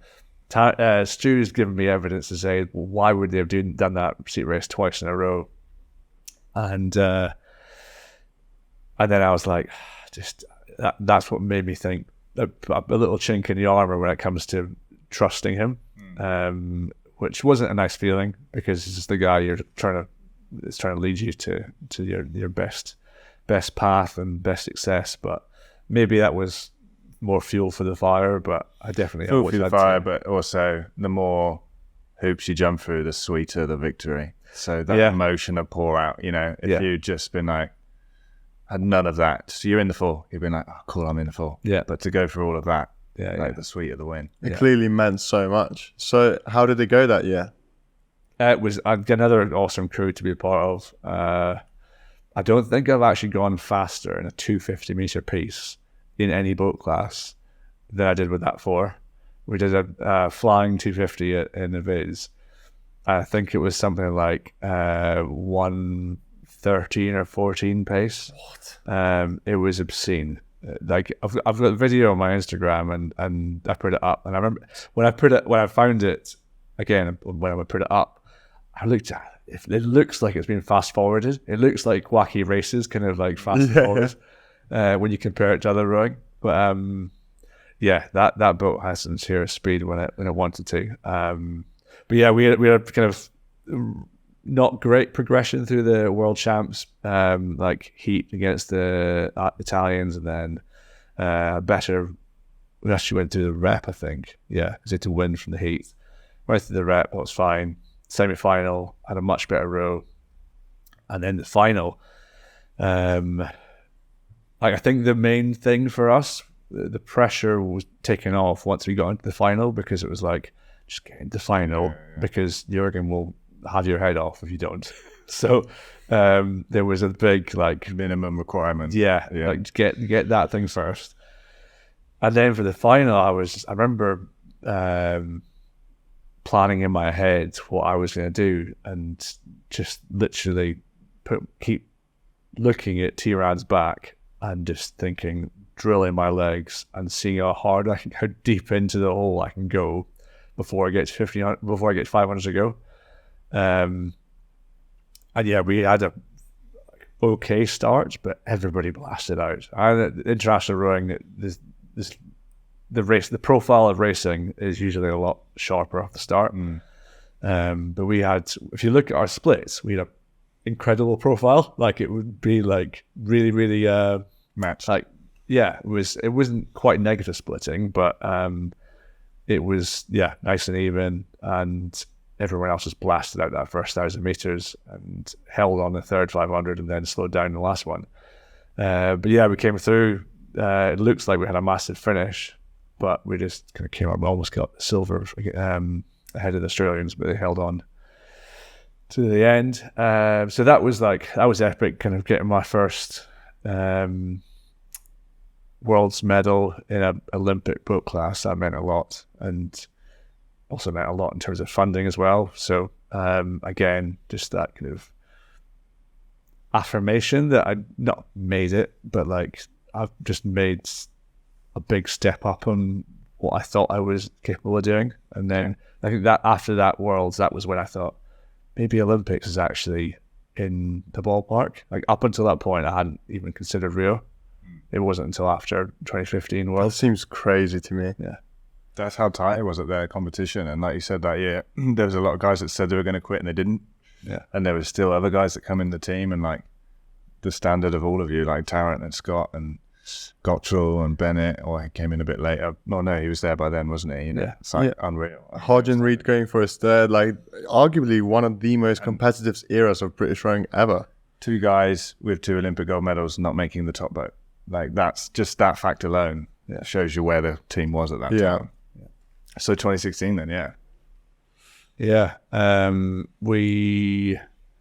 was a tough year. I remember just feeling like, and people had said to me, I think it was Phelan again, the years of experience, who said that there's nothing we can really do or say to describe how or why there's such a big step up. And it's not like anybody has a conscious thought process of, right, it's Olympic here, let's go. But everybody scores, everything just gets ramped up. And it's not like the training goes crazy more, but just everything feels like all of a sudden the quality is just there. You're like, whoa, what was a really good score last year is middle of the pack now. And so that was really eye-opening. And I was relieved that in the 2015 year, I made a breakthrough with my half hours.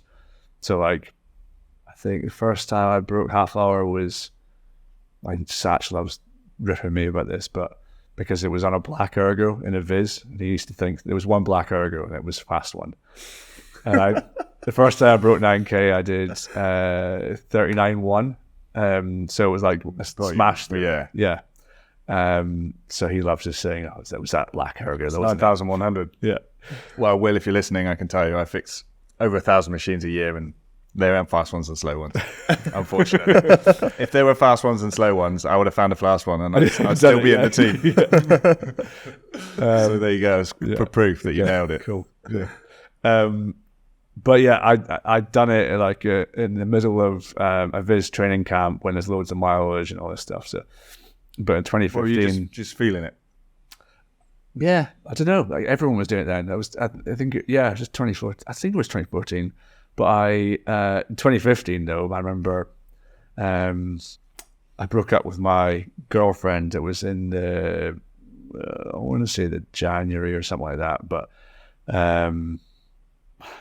it was just like, at the time I remember thinking, oh, this is going to be terrible. I'm going to be a mess for a while. But actually, literally the day after I did it, I had this sort of weight of relief, and this weight lifted off me, and it was just it was almost like an energy surge. But in my mind, I was thinking, now that I've done that for good reason, I can fully buy into this. I need to make it happen, make this really work. I remember doing this for the first half hour after it happening, and breaking 9K, and it was the earliest in the season I'd ever done it. And then like every half hour after that, I broke 9K like for the whole year, and it became like not a case of can I do it, but a case of how easy can I make it, and so it was a weird feeling. Yeah, really weird feeling. So you're laughing. No, that's awesome to hear. Like, it's crazy. Like, I sometimes, like, when testing ergos right now, I'll just go and like try rate 20 and then just pull as hard as I can. And I think, how the fuck do people do this for half an hour? Yeah, like, it's crazy. It's not easy at all. Yeah, that's why I talked about it. It's just like getting to that place physically when you are able to just hurt yourself for half an hour. Like, you can't. It takes years and years and years to be able to actually like be that close to the red light for so long and not explode. Yeah. And post rowing, there's things that have gone out and done, I don't know, cycling or whatever, or gone for it, and realizing that that next gear is not there, and it's something that takes so long to have. And I think it's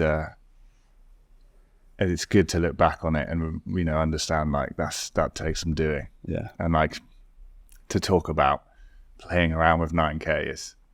I don't get it wrong. I didn't find it. None of them were easy. None of them, if it was more a case of it's going to happen, how am I going to make the 9,001 feel as easy as possible? For me, I was one of the weirder guys when it came to pacing.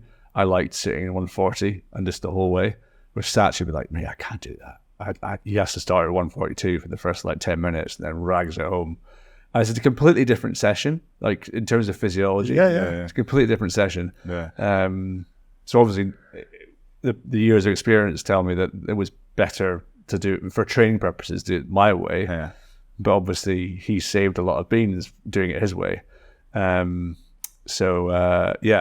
would, there were some days where it was still tough, but it was almost like, I know I can do it. I just need to grind it out, and it's just building belief in yourself. It was, and genuinely that. And once you kind of break that, that it's just a number. 9,000 just is no different to 8,972. It's just another number, but for some reason people get attached to getting past it. It's a hard one to break, like 6 minutes. Also, I think like that's it for a half hour. Like, as much as a physiological benefit, I think it's a mental benefit, isn't it? I sit there and I hurt myself and I came out of it. And I got a score. But I ended up loving them. Like, genuinely, it was my favorite test. I always did. My favorite. But I'm really tall, so it's a bit unfair, isn't it? My rate 20 is a bit easier than your rate 20. No, I don't know. It's just like different tests, I suppose. Yeah, but sorry, going to the 2016 thing, that step up, I remember being relieved that the 9K thing wasn't so much of an issue for me. Like, it was still tough, and people were pushing it to like 9.1, and like, and instead of just breaking the 9.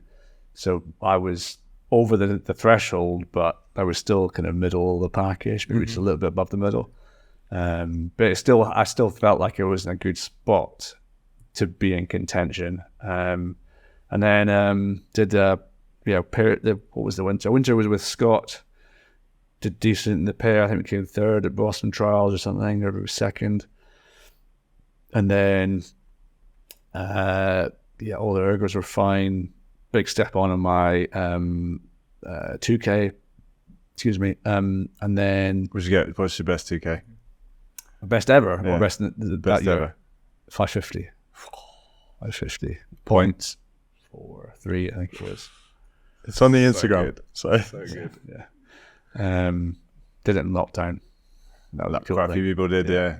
Took all my PBs away from Caversham at the end. Yeah. Yeah, so that was cool. Did them all in the same place. Did my first 2K test. really, Nice. Yeah. I did the pair with Scott until, again, this is me with my, ask Jurgen if you want.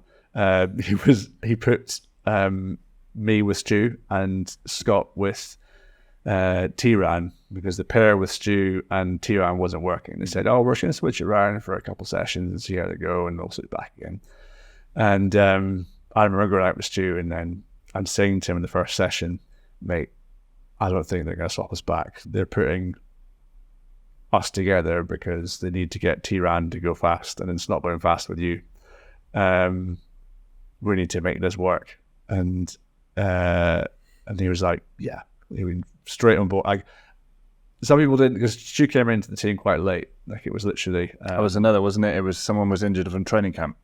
it got was called no, up. it was what he was the pairs matrix. It was because if he did well in the he came on camp, I think. and Yeah, then that was it. I think someone had got ill last minute and they needed someone to go on He camp. was sculling, that's right. And they he called did- him yeah, up. Called him in, yeah. Same thing, like I said, like took the opportunity. Yeah. sliding door. Yeah. Yeah, and Jurgen liked what he did in the power curve, and he was like a strong athlete. But he got into the crew in 2015, and then I found myself in a pair with him, and just we got on really well. But I know that he he's a really close mate now. I love the guy. He definitely outwardly said he struggled a bit with just getting. There's obviously going to be little cliques as you develop through Olympiad, and there's friendship groups, and I tried my best not to feel like I was creating them or perpetuating them, but he just inherited that, and I hated that Stu felt that he was on the outside of it a little bit, but and some of the guys didn't get on quite so well with him, but I got on great with him in the pair. It was just we had the right rapport. Like he was quite a perfectionist, not dissimilar to Noddy in that respect. But he also had a really, really good, really strong idea of how he wanted to row. And I think in a pair, you need to have someone who's going to be more flexible in the sense of what we're doing, and someone to be more, this is what we're doing. Yeah. You have two people hotheads and kind of like, we're both doing this, it's never going to work. If you've got two people who are too flexible, you're never going to have a decisive, like, we're doing this path. So that those kind of roles were already pretty set from the start. And I was impressed by how he handled things. And we got to a really good standard in camp. I thought the rowing was really good. We had some decent speeds. It weren't amazing. And then we did just before final trials. I think we just got back from camp and we did like a 1,000-meter piece. We came dead last, and it was like Rob was coaching us, Rob Johnsey, and we had a chat afterwards. And he said, like, "What are we doing, guys? What are we doing? Like, what happened?" And I remember like so clearly knowing what we needed to do, and so clearly knowing that I was going to settle his nerves because he was panicking, and I couldn't get a sense of what Stu was thinking. But I just said, we're rowing pretty, we're rowing perfectly well. we just need to boot the legs. Like, we're doing everything we need to do. The boat is 100% efficient. We're just not booting the legs. We need to forget about rowing well and just boot the legs because it will be natural. And the next day went and did some bursts and things that felt way better. And then did the time trial before the side-by-side stuff and came third. I'm just like a half a second or a second behind Mo and Gregor's. And yeah, I think Pete and Stan had won it by like a second ahead of that. But I remember being in the bike afterwards, obviously not knowing the result at this point, and Stu was in the ergo, and the results came out somewhere, and I was just like on the bike or the ergo, just like what I decided. Stu was like quite on top of numbers. He had the speed coach, and I was quite happy letting him do that. I just like process the information, tell me what I need to know. So he kind of came towards me, and just started like straight face, and then slowly a smirk broke out, and he just went 3, and I was like 3rd, and he said, yeah. I was like, fuck, we're actually gonna get like, that's epic. Oh, how did we do that? How do we do that again? So anyway, I'm buzzing from that result, and then I remember walking through the gym and Jürgen walking past me, and he kind of goes, oh, hey, doing that kind of head back thing he does. No, I couldn't tell if he'd been serious or like joking or what. And he goes, what was that? And I went, I don't know. Was something wrong? He said, 3rd. Where was that? Where did that come from? And you didn't even like let me finish the like answering. You didn't ask any more specific. You just asked that and then walked off, as if like I'd somehow been offensive to him. Like you were hiding it on purpose. Yeah, I was like, I don't know. Yeah, okay, right. So I'll go and like get my head in the game. Obviously, maybe I was thinking to myself, I clearly haven't impressed him enough yet. So I went to the semi-final, and I remember we had one of the most amazing feelings I had in a pair was that semi-final with Stu, because we went off the start and we had this call at like maybe 300 or 400 in. It was like breathe, and it was basically like just relax, just chill, just let the boat do some more work. And it was the most profound feeling of efficiency I've ever had, because we were giving it some, second place at this time, and then we did the breathe call, and then we moved away from everybody else. And I was like, I'm doing less, I'm going faster. This never happens in racing. Like this is like what you dream of. Mm-hmm.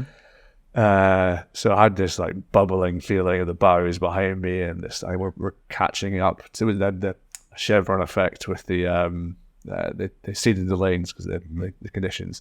So we had Mo and Gregor's to my right, and we're gaining on them. We're getting up to the halfway point, and we're still gaining on them.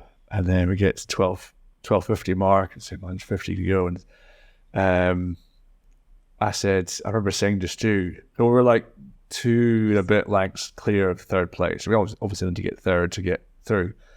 But I remember thinking, I said to Stu, what do you want to do? And he kind of, I think, if you get him on the show, you have to ask him. But I think he said, shout out, you coming on. Yeah. I think he said, let's go. But I think he actually thought I was saying, let's go, and then he just reflected that back. So we both went, and so we like tanned it for about 200 meters, and we're getting really into it, and I could sense that those two were kind of like not going to let us get it easy. And then all of a sudden we're like moving further and further away, and then I was like, is this stupid? I think we should probably calm down. So I bottled it. I was like, in hindsight, I wish I could have done that. I wish we could have did, like, we were just like, we had it just right, and maybe we would have had an awesome race at the front, and I could have like bragged about having a side-by-side race with 2 Olympic gold medalists and being that far ahead of everyone else. But we ended up paddling at home and worked smarter, not harder. Yeah, but and then the final came 4th. Nothing really to write home about, like in terms of drama, but yeah, awesome race. And then after that, went into this like crazy, like high pressure trying to get selected for the pair. Because although we got this result, I think Jurgen was like, this is the first result he saw of us, and he didn't believe it. And he also had Tarrant and Noddy, who were a good pair, and he thought, well, we're going to get a good pair at the two of these combinations. We'll get them fighting against each other for the season, and whoever comes out top will go. It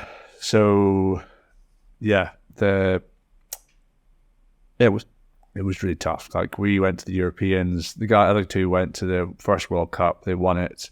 We were Europeans the week or two after that. So we went there thinking, well, they won, so we're going to have to win. I was in Brandenburg, really rough condition one. I can't remember. Somewhere in Germany. Yeah. And yeah, we basically fluffed it literally like 5 strokes before the line and got a silver medal. We were coming through, and it was awful conditions, but yeah, we came away from that event feeling pretty kind of devastated and frustrated. And I think even the lead up to it, we were 2 tenths. And I remember having a chat with Stu about how we'd approached it, and we met up with the team psychologist at the time, and just like chatted things through to work out, because I think Jurgen didn't like people working with him. But I think he probably allowed it because it was a pretty unique, like, tough situation for all 4 people to be involved in. So anyway, we saw him, and I remember saying that I think we had this in our head that we needed to win, and actually, yeah, we want to win, but we don't. If we want to quit today, we can. There's nothing stopping us. Like, there's nothing. There's no pressure for us to need to win it. And I think that ended up being the kind of changing point for how we approached the pair for the rest of the season. It was want was a more kind of positive energy and more passionate, and it definitely felt for both of us in our careers before that, up until that point, that it was through enjoyment and wanting to do well, not needing anything. Process driven. Yeah. So Stu ended up getting ill, but a few times before Lucerne, so I subbed into the 8. We were like, we got 4th. We were maybe half a length of winning. I remember coming away thinking, I have just written off that 8th result, and I'm never going to get a chance to look in. I was both Langers was ill, Pete Reed was injured or ill, so I was in, and then the whole lineup had changed. I look back at the race now, and I'm like, we were well in it, like, we were in it. But I remember how deflated and how disappointed and how, like, upset I was with myself at the time was entirely unjustified. But the perspective from in a race and watching a race can be so different. Yeah. It's incredible, like, so different. Yeah. It's really weird. I've had races like that where, we spoke about this. I was like, oh, that crew's done. We've gone through them, like, they're done. Yeah. And then, like, it's like half a length at the finish. Yeah. But just because of, like, how you came through, the speed at which it happened, you can hear them, you can see them. Yeah. There's so much more going in a race that, like, gives you a different perspective. Yeah. Especially if it feels like you're, like, roaring through sludge. You think you must be going slow, and then, like, everything feels like your baggage at that point. So yeah, but so following that, like, got into we had a selection of death battle. It's the final World Cup, and that was the deciding factor, and that was a huge pressure for us to do the job. And I think it just became a big part of the reason why we maybe didn't perform at Rio, because we had to get there first, and we beat them in the heat, and then went separate ways in the semis, and then the final, David Tanner had a word with World Rowing, so that they made sure that we were in side by side lanes, even though we should have had a middle lane, but we were put in the outside. Because the selection was more important than the World Cup result in the race. We didn't get told about that until we were on the start line, basically, or something like that. And then went through the race, and I remember thinking it's going well, and I got to 1,000 meters, and we were like, oh, same thing as like the semi-final. Didn't verbalize it, but we were right on the Kiwi's tail, and we were moving, and Stu was like, he was running hot, and he was going, and I was like, here we go. I can see Hamish Bond, and I can hear him, and I've never thought I'd be in this position before. I've raced him before. In 2014, I did the Cup Spear against him, and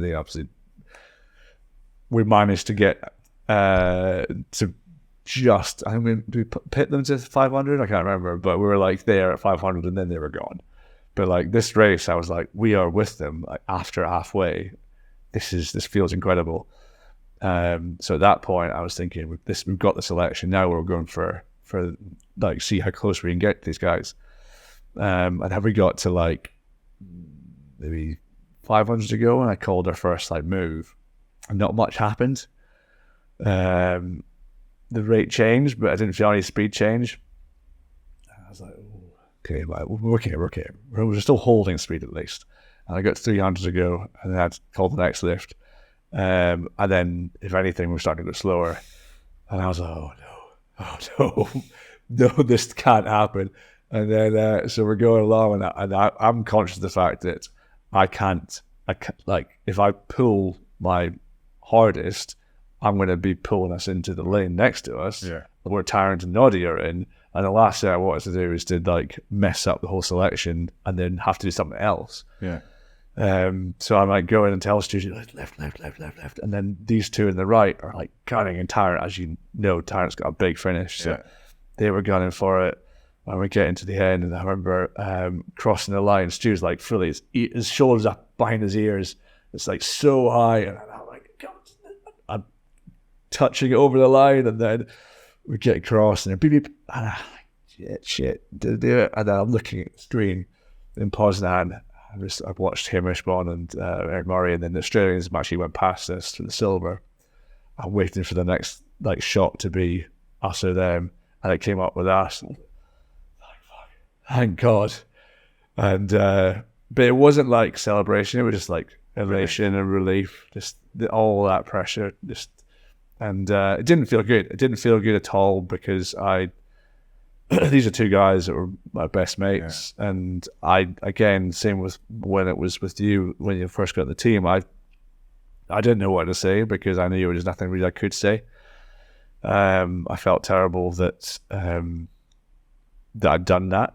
I know it wasn't me that did it, but it's almost, and there's also all the other guys that are in the 8 and the 4 that did it at the trials, but it felt very much like it was because of us. They're not going to the Olympics and message of racing seats. So I felt terrible about that, but and it does, like, it's hard to celebrate a win when, and like, we put on the gold bibs on the podium, but we hadn't done a World Cup. It was because those two had won the first World Cups, and we were getting this like these gold bibs, and I was like, I don't feel like I'd earned this, so it feels like I should go and say to them, and then I'd be weird if I said these are yours, and it's rubbish. So and then we didn't get told we were selected. It wasn't like the coaches said to us, well done, like, got it. It was nothing. It was like, go away and we got a day or two off, and then so I didn't, it was like 2 days off, and then kitting out, Olympic kitting out day. So I basically found out I was going to the Olympics and kitting out day, because when I arrived, they said what I was getting, and the spares, the other two were getting something slightly less, I think. That was another experience in the whole process that maybe wasn't how I wished it could be like, because everybody else, bar me and Stu, knew they were going, and we're looking forward to this cool kitting out day. It was fun, but we were just written off and psychologically drained from this massive race. I think loads of things like that. The anticipation is actually better than the day itself, is it? You know, like whatever that thing is called, that race or the kit or a lot of the presentations, they're cool, but it's knowing it's coming, which is when that's robbed from you. Yeah, can take away from it. Yeah, it was hard, but and then Olympics, like 6 weeks out or 5 weeks out from the Olympics or something. Yeah, then we got both of us got ill. Clearly, just went up the mountain, and then both of us are ill. Spent about 4 days in our hotel rooms, just trying to get better. And obviously, being at altitude, it slows down your recovery if you have anything. So we missed out on a bit of training, and then weren't going quite so well. And then obviously it makes it even harder because you've got these other two guys who are the spares, and they're actually going quite well. And then you're constantly thinking, what if Jürgen can, I mean, technically you can change the kind of entry until quite late. It's not like a done deal yet, and we never got told we're selected.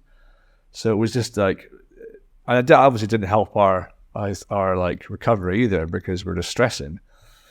But then we went to Varese that year, and for the kind of pre-Worlds camp, went better. Was definitely rowing better. Like, technically, we got it as good as we ever had it, but it didn't feel like we had the same kind of fire, like the same kind of beans. Went to the Olympics and still felt like we were a bit flat. Energy-wise. Yeah.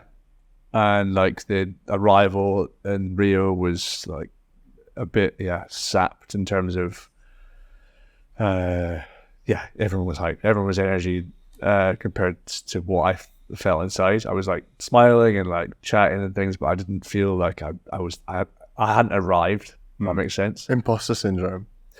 It wasn't that I felt like I hadn't earned it, because at that point I was like, I'd done everything. I've done everything. I've got my ticket. I've got there. But it was almost like, is this it? Like, I should be feeling better about this. Yeah. And then the heat was awful because it was those crazy conditions. You know. Was it Serbians that fell in? Serbians or Croatians? No. Serbians. Serbians that fell in. A few other crews practically sunk. We got through from the heat to this semi by the skin of our teeth. And then after the heat, we had a similar conversation as from the pre-trials. Like, we gotta just boot it. Like, if it's going to be rough conditions, if we're wasting our time trying to row nice, we just need to boot it. If in doubt. Yeah. And so we took that approach. And semi was great. I had a really good row, and it was flat camp. It was like lovely conditions, like exactly what you want to have for your Olympics. Unfortunately, it wasn't that for the final. I remember I got up to start, and I'd spent the previous hour like warming up on the bike, and I remember like I was like such emotions before going even to the boat, because I was thinking like, in an hour's time, there's probably 100 people that know me. They'll be watching this race, and I could be the factor in whether they have a good day or a really good day. Because it's going to be good if they see there's someone they know on the TV at the Olympics. It's epic, but if I can come away with a medal, that's going to make so many people's day. And that they all had like the best day watching you there. Yeah, I know, but like in that moment, I was thinking I can make so many people happy. Obviously for myself, but it was just that I started realization, and I remember tearing in my eyes out, thinking, Jesus Christ. And Catherine Granger was to my left, and I was thinking, Jesus, this is embarrassing. Fuck. And then going out. I don't think she noticed, thankfully. Yeah, but she was on her fifth. Come on, that's not that's not a fair fight. Went out, and I remember being like, I really wish these conditions were good.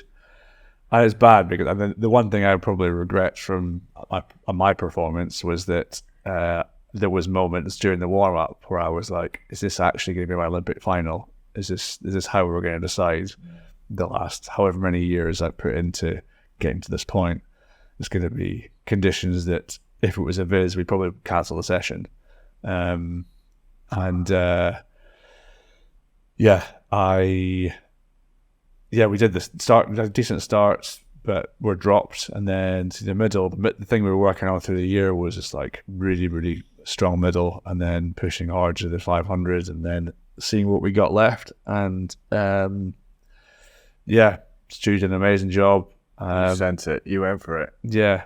Well, I think this is something that a lot of people come up to me afterwards and said, "Oh, I'm really sorry, Alan. I'm really sorry. Like, I just wish Stu didn't blow, and this, and that, and the other." And like, he obviously pulled him around at the end. And I'm like, why are you saying like sorry as if it's like his fault? Like, it's not. Like, I'm as much to blame because clearly I didn't match him in terms of output earlier in the race. And if I had done that, maybe he wouldn't have blown early as he did, and maybe I would have judged it better. So, like, both of us didn't quite pace it right. And we were in a silver medal with 500 to go, and then he just, similar to the World Cup race, he just tightened up. And I was like, as soon as that started happening, I was like, no. And the South Africans are like tearing through us. I was like, hold on to this for the bronze. And then I remember literally, like, I just got to try and stay in the same lane, and I was just touching it to try and hold it straight.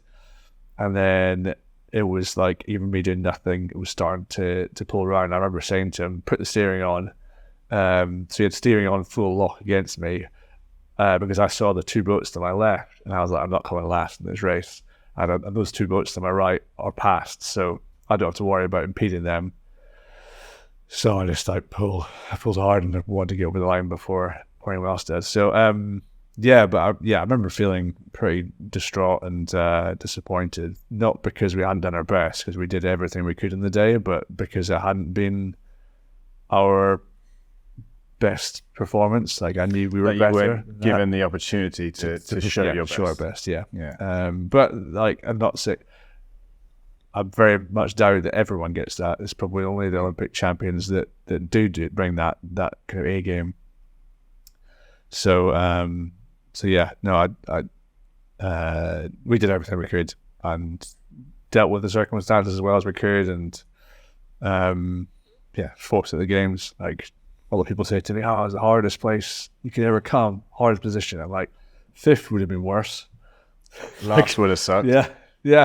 There's a lot of places worse. There's a lot of the world. So like, I get it. Like, not having a bit of metal around my neck would have been worse than having one. But as much as having all the kind of press and all that stuff afterwards, it lasts for a while. And yes, it would have been nice. We could, like, sure, getting a bit of money from it, a few TV appearances and things, but it's not really what you remember. Like, the things that you take away from it, it's all other stuff. So I'm not saying I would far rather have got a medal, but I definitely don't look back at it and anything other than gratitude. So I was really lucky.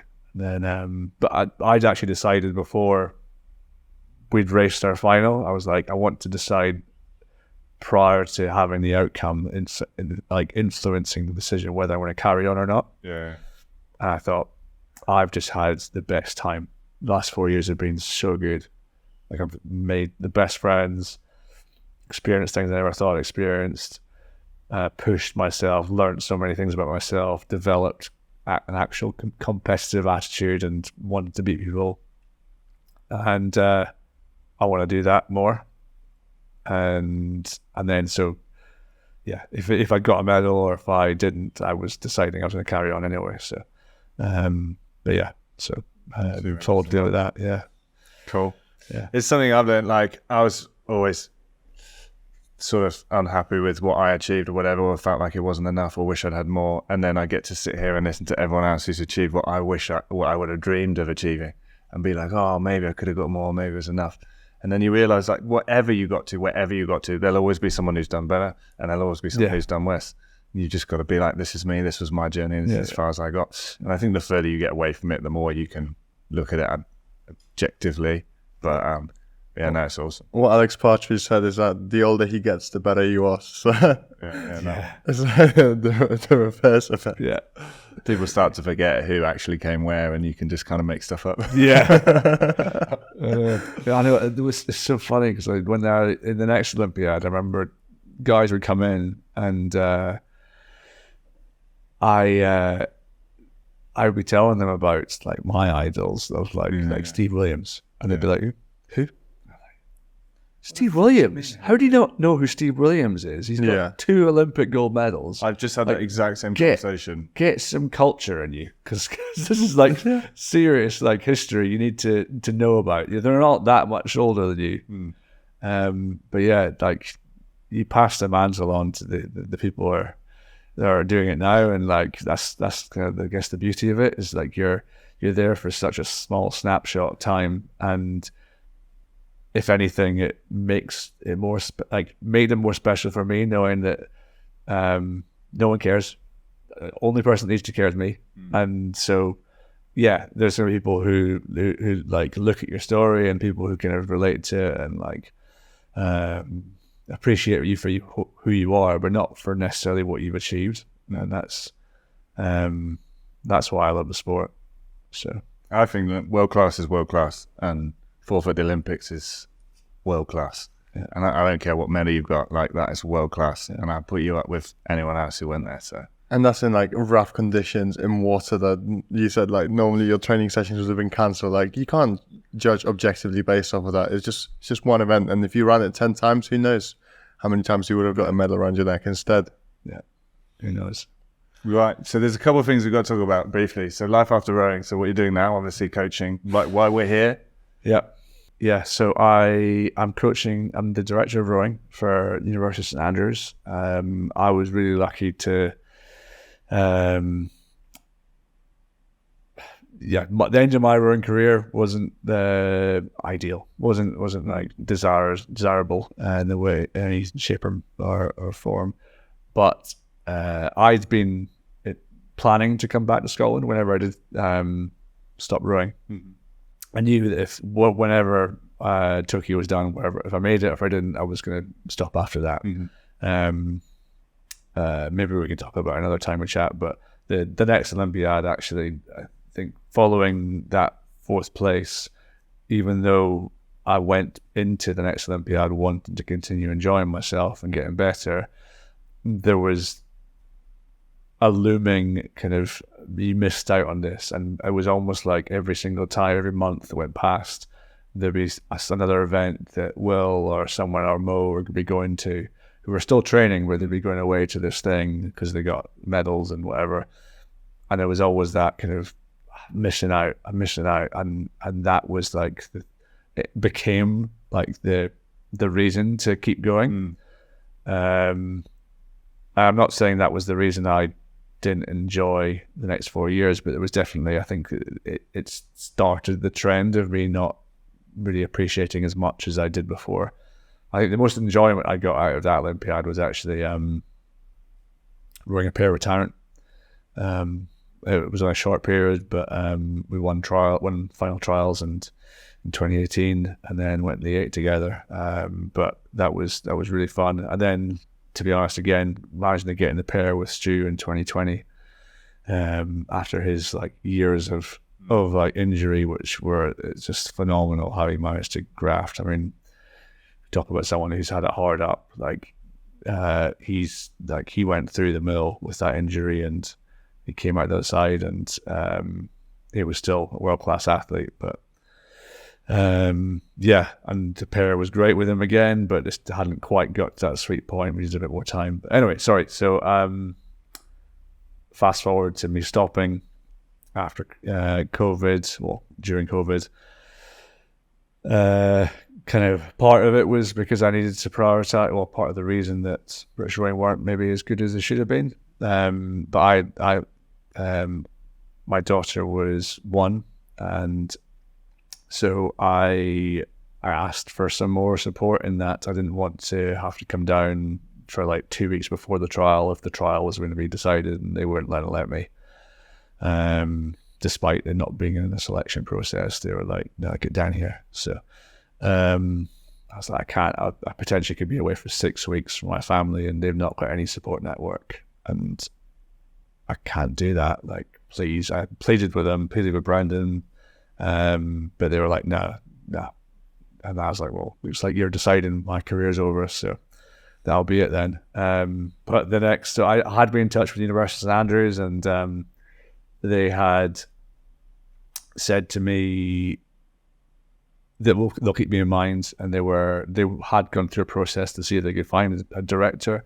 Hadn't got any good applications, and then it was literally the day or two after I'd had that conversation with Brendan about me stopping. I remember standing in the kitchen, like with beer in my hand, I think, and just being like, yeah, I guess that's it. And Steph was at work at the time, and being like, this is mad. I'm retiring. Like unceremonious. In Kinross, like just nothing. And yeah, so no one reached out afterwards.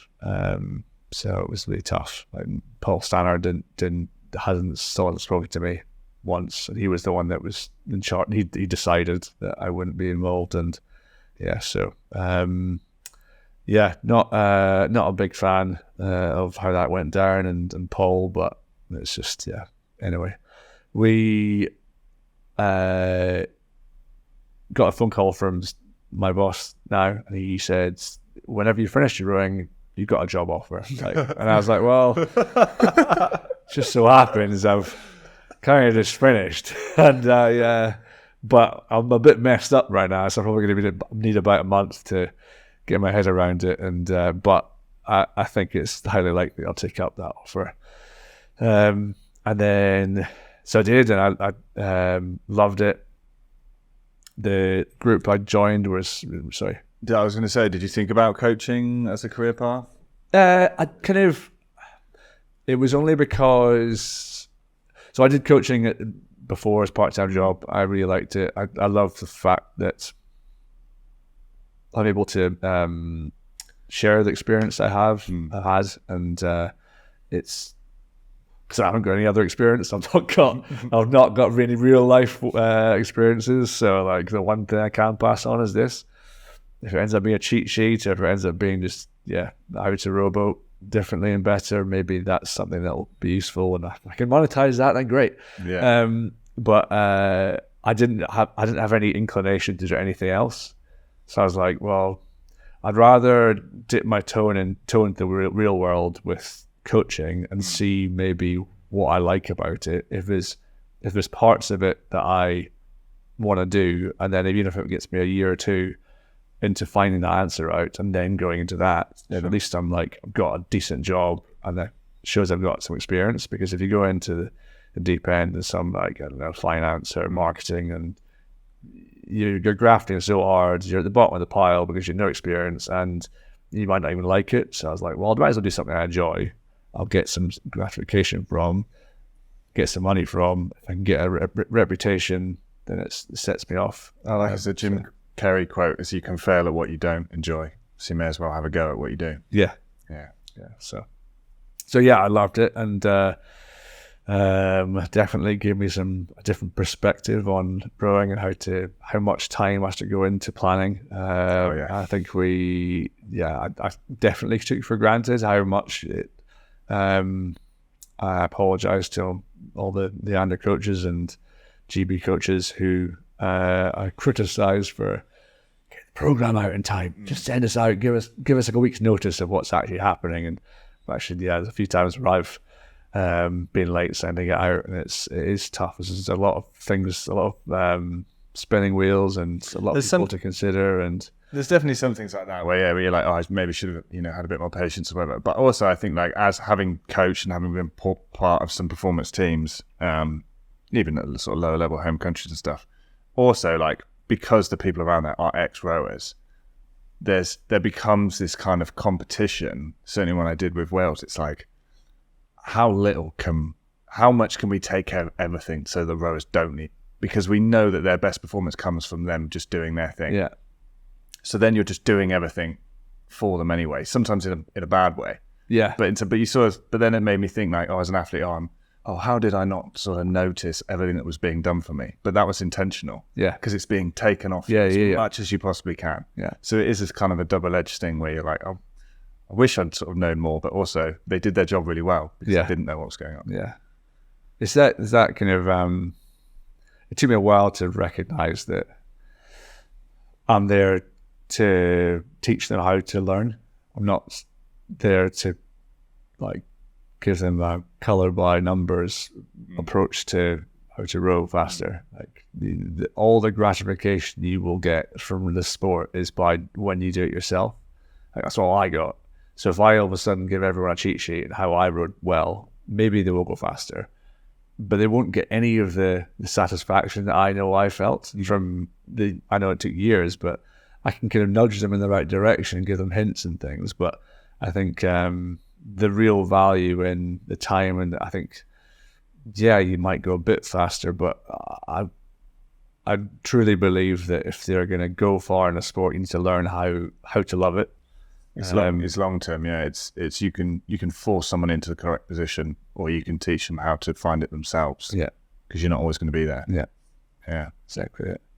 But yeah, it's been great. The super excited about the way the direction the university is going, and the support it's given both me and the program, pushing towards coastal sculling. Fingers crossed next weekend we'll find out if it's Olympic sport. Yeah. That's when the IOC are meeting. So we've got our event the same next weekend as well. So it might be a cool announcement to make over the Tannoy. Awesome. Yeah. Yeah. We've got, I mean, you can't see it, but the beach is like behind us, and it's literally on the doorstep of the campus. And so it seems stupid not to use that resource, and it's exciting. We won't ever compete in terms of rowing talent coming to St Andrews with Oxford, Cambridge, Brooks, Edinburgh even, because if you want to do well in rowing at university, you won't come here. You will come here for a really good degree, like a reason. The sole reason is going to be the best degree you can get in the country, and so I have to work with that. One, I have to make sure that they're getting a good degree and not making it so hard as a training program that they are compromising that, or so hard that they just don't do it. But on the other side of it is that they are really smart kids. They're really switched on, and because of the kind of obstacles they have to go over to get to where they want to achieve and commit time, they're usually more attentive to a lot of stuff. Like when I first arrived, they didn't have anybody in staff, so there was a very student-led club, and I've not let them continue that explicitly, but they've held on to the responsibilities of the committee way more than most university committees do. So the secretary does a ton of work. Like, it's ridiculous how much work they do in planning bookings and everything. The president is just even more, like, both men's and women's captains are smashing it with organising their two squads. Novice coaches, like, just the amount of time they put into making sure those who are coming through the program from grassroots it's just phenomenal to be part of I think there's a club that's like that. A real sweet spot in coaching for coaching people who really want to be there, but also are doing it for fun. Yeah. Like coaching at GB level or Leander, I'm sure is incredibly rewarding, but also incredibly difficult, very stressful, right at the top end. There's not a lot of room for fun. Yeah. Right down the bottom end, if you're coaching kids who don't really want to be there, it's quite fun, but you're not making any progress. Yeah. So I think there's like a sweet spot, which I found as well at times in my coaching where, they turn up, they want to be there, but they're also having fun and they're having a laugh, and I think that's rewarding as well, for sure. Yeah. Just being able to like give people this sport that you love. Yeah. It's like awesome. Yeah. And being in charge of it, being able to be like, I'm going to take out those bits that are crap, that when a coach doesn't tell me what's going on, or when I'm going to take that crap out. Yeah. And I'm going to give them this thing I love. And I'm going to watch people fall in love with it. Yeah. And that's awesome. Yeah. Yeah. I love that. I guess also like a great thing about being at a really good university like St Andrews is the fact that, it's not super easy for you guys to get on a water all the time throughout the entire year, like to go to trials or to like go to like nationwide events. You have to drive hours and hours to Dorney. So the people who really do take up rowing, they want to do it. They must enjoy it, and it's great that you're able to share that passion with them. Yeah, I think I don't want to turn this into a big sales pitch for the university. No, do. Because it's, Do. But it's, I try to run the program kind of in harmony with the academic approach, and that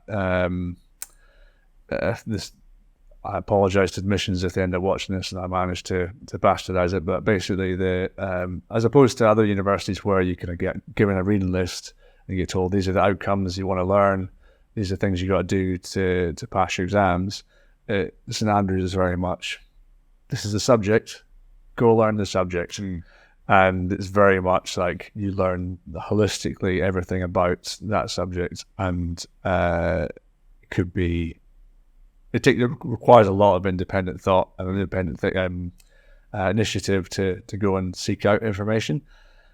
And so with the rowing, I think I try to make it similar in that it won't happen. I'm not going to tell you everything you need to do. I'm going to give you a program, and it's up to you how you deliver the quality, and that quality will be the thing that decides whether you're going to be making it into a certain crew or a certain squad or competing against some really good crews in the country. So and the same goes for like the general attitude. Like if people who come to, when I've gone to America for Henley Charles to do a bit of recruitment, I did it last year. It was really useful, but spoke to undergrads, and it's just so hard to get in here. Yeah. Like really smart kids, really good rowers. The sporting stuff doesn't make any difference. Like Oxford and Cambridge, like admissions don't care. If you're an Olympic gold medalist, you've got to be smart enough and want to study.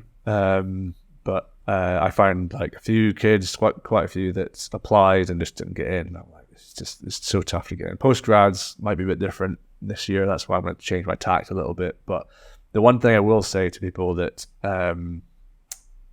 are thinking of coming to St Andrews or maybe on their radar is that you won't compete. You won't get a Henley medal. Certainly not in the near future. I'd love to say we could, but what you will learn is a huge amount of skills that will carry you way further than other universities will. And that's not to badmouth any other universities, more just that we've got so many more things to overcome. So like travel, we've got an hour's drive to get to Loch Orr. So that's for a training session. An hour drive back. There's no boathouse there. Got to rig it up, de-rig. There's the academic schedule is really tough and really rigorous. December is basically a write-off for us in terms of water because the weather is terrible. So we're now this year going to do land training. We just don't get in the water as much as anybody else normally, even in a good week. So it's literally Wednesday afternoons if there's enough light, and then one day at the weekend.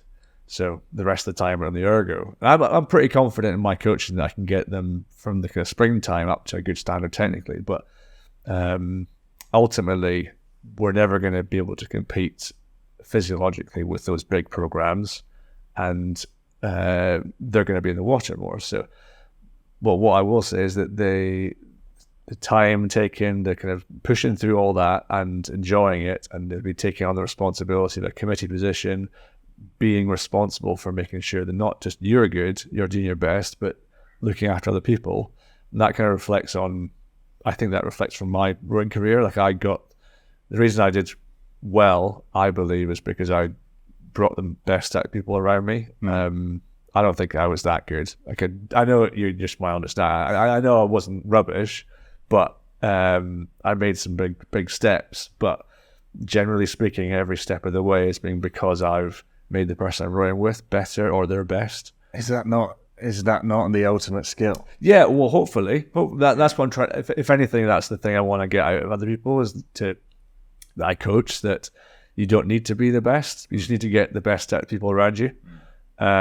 So if I can teach them how to do that and they can learn that, and that's a default thing, whatever program they go to after St Andrews, if you plan to continue rowing, or maybe it's just a real world thing, you go to a business, you have that as a default mentality, it will feel like a breeze. You will succeed. Those skills are so transferable. There's things we've talked about before. Yeah, I was even like servicing eggs at the Reading Blue Coast school recently, and I was speaking to Alan French, great guy, And then he was talking about how, they might not be able to compete with the likes of like Hampton, Eton, etc. But what they're not just doing is they're not just teaching these kids how to row great, etc. But they're teaching them how to smash life, basically how to be really good at, like, working in a team, working towards a goal, being oriented, disciplined, etc. And like, there's so many more things you can get out of a sport than just a bit of metal, and just even the camaraderie and the experiences, the challenges you have to overcome within yourself. Like,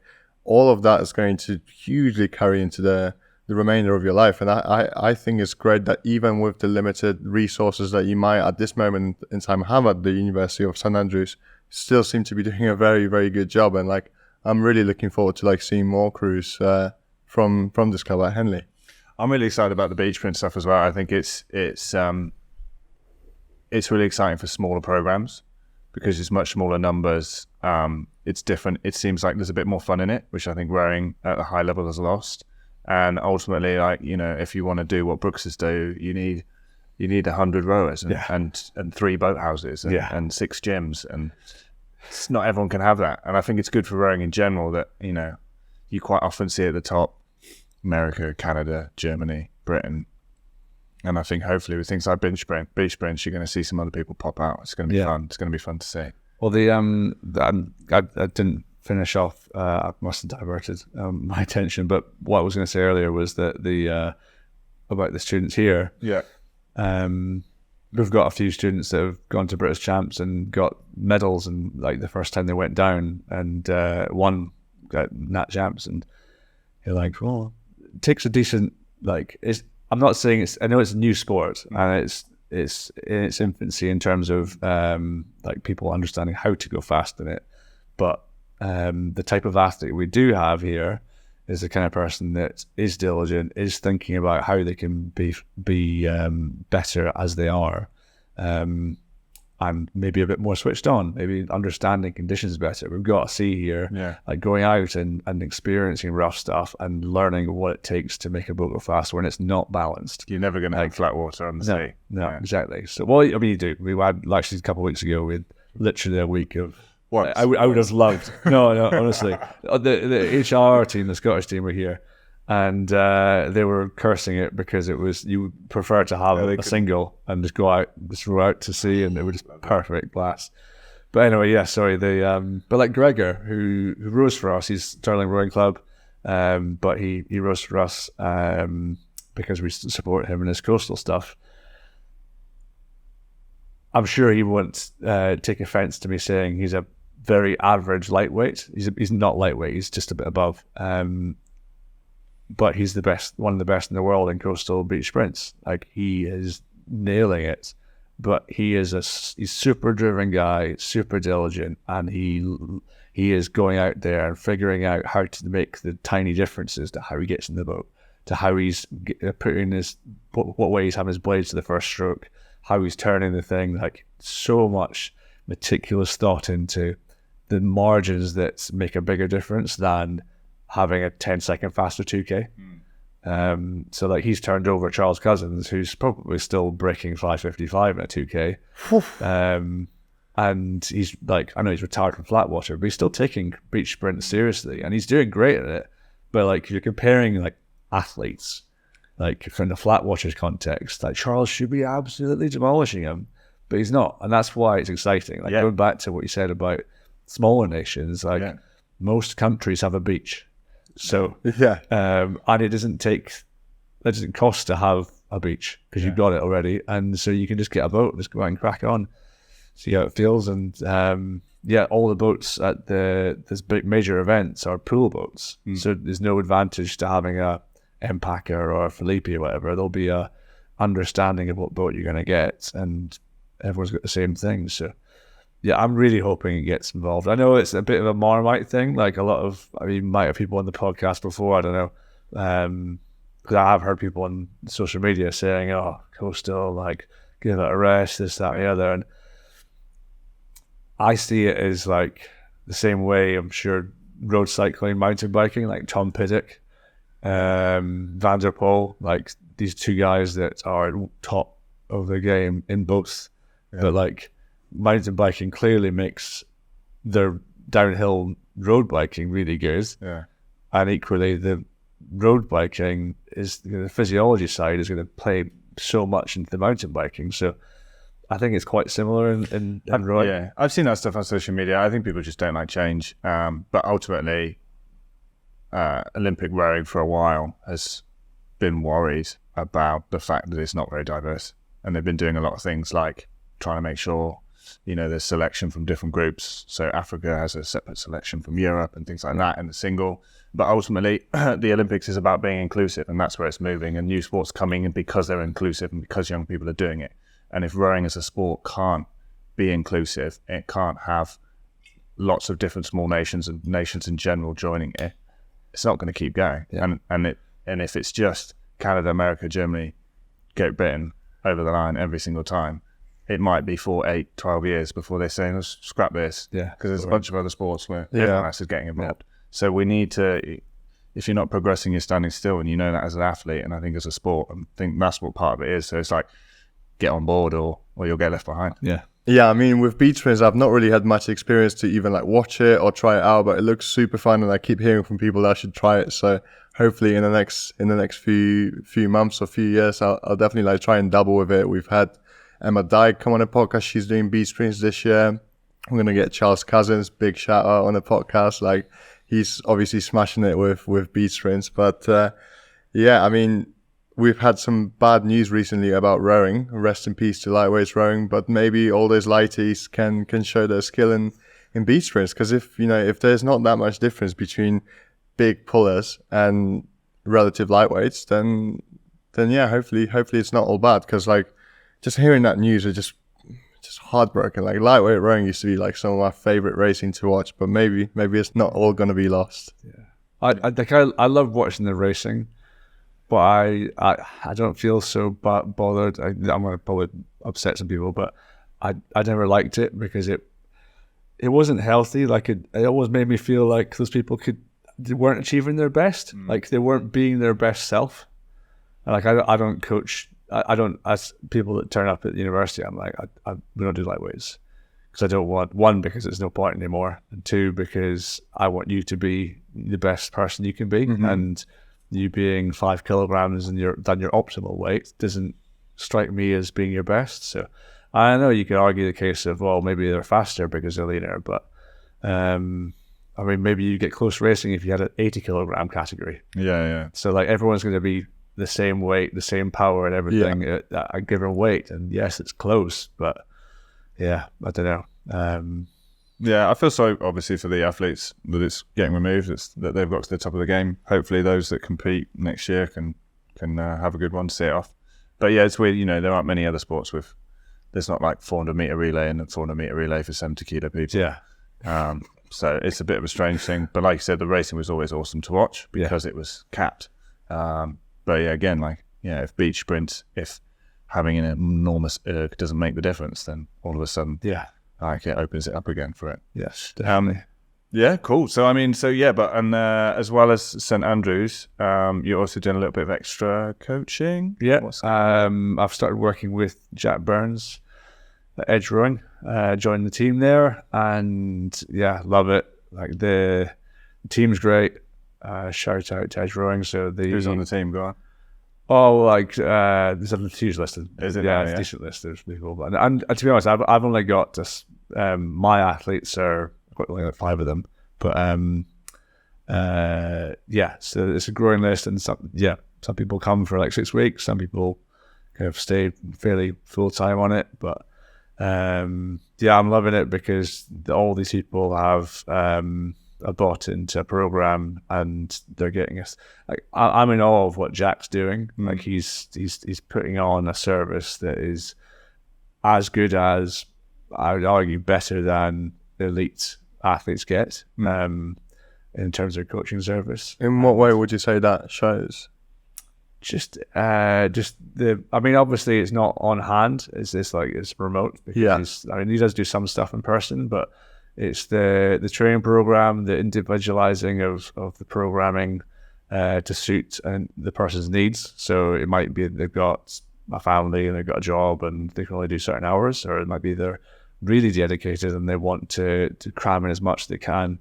So it's a very individualized program for every single person that's on that team, and with very different goals. Some people want to just go smash and ergo. Some people want to go and be top 10 at Head of the Charles and veteran 50 plus categories. Like, it's a huge spectrum of people want to achieve, but it's a really close-knit team of people who are supporting each other, and so they have lots of chats on their WhatsApp group and sharing their scores with each other, and everyone's really supportive, and it's just nice to see such awesome energy from people from all over the world coming together and enjoying the sport. And Jack's super passionate about it, and he like me has had a not ideal experience in terms of his exit at the team, and I know he wasn't in as long, but he was an incredible athlete, and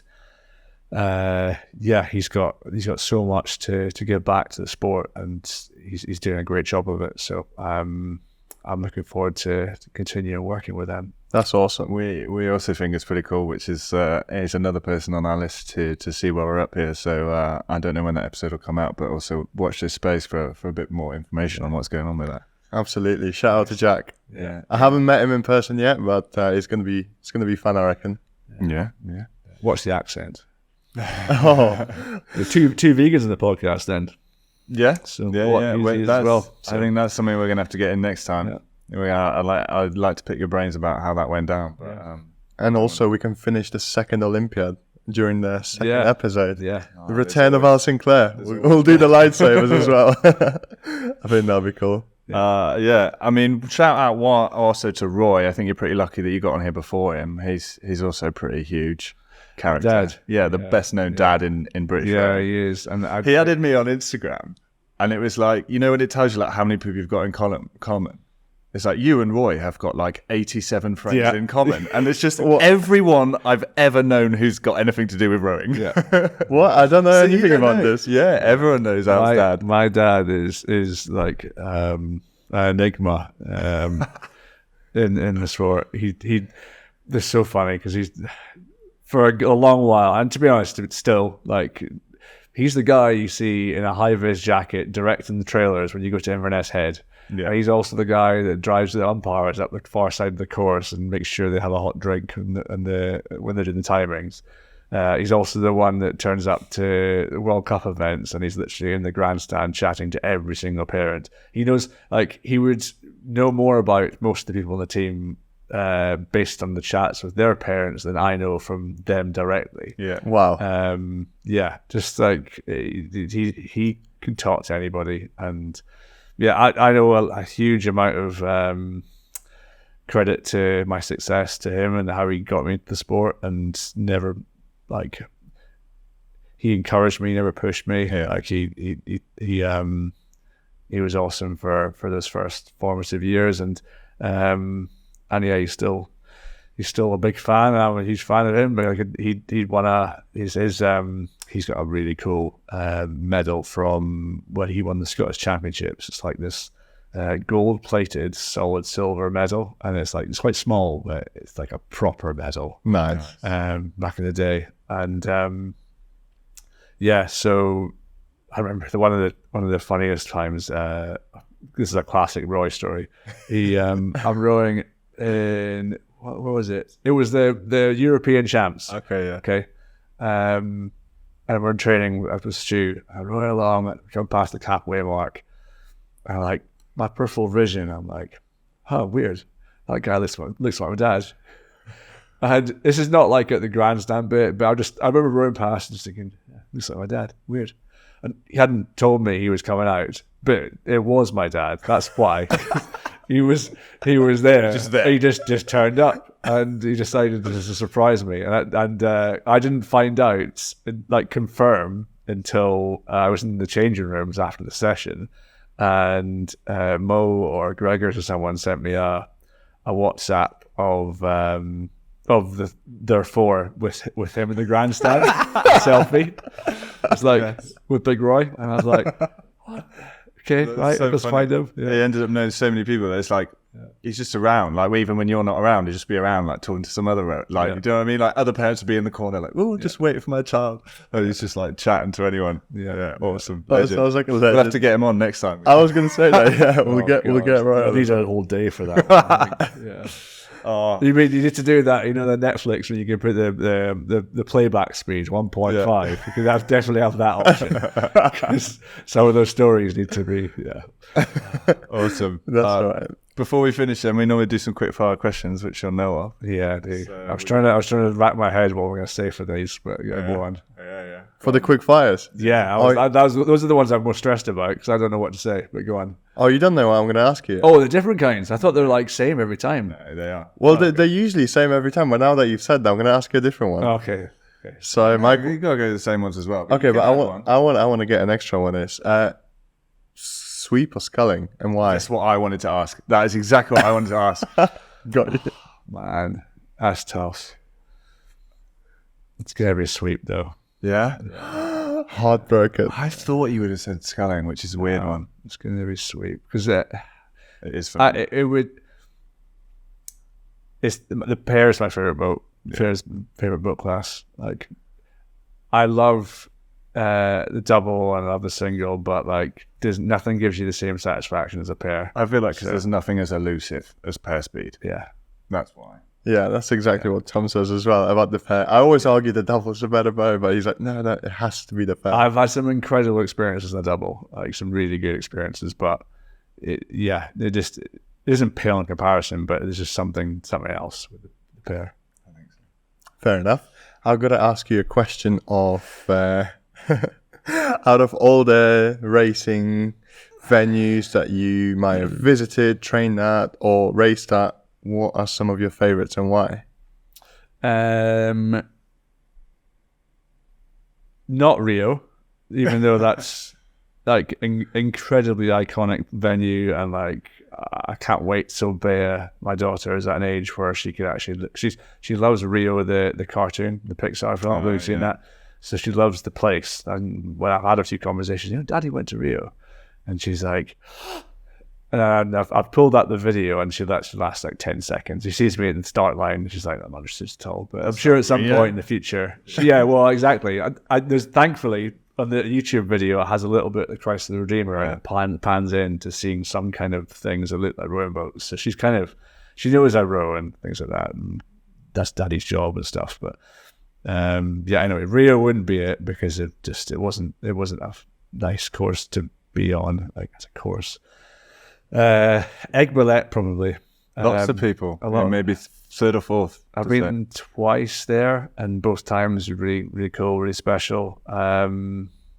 Silvretta, like nothing compares to that feeling, that place.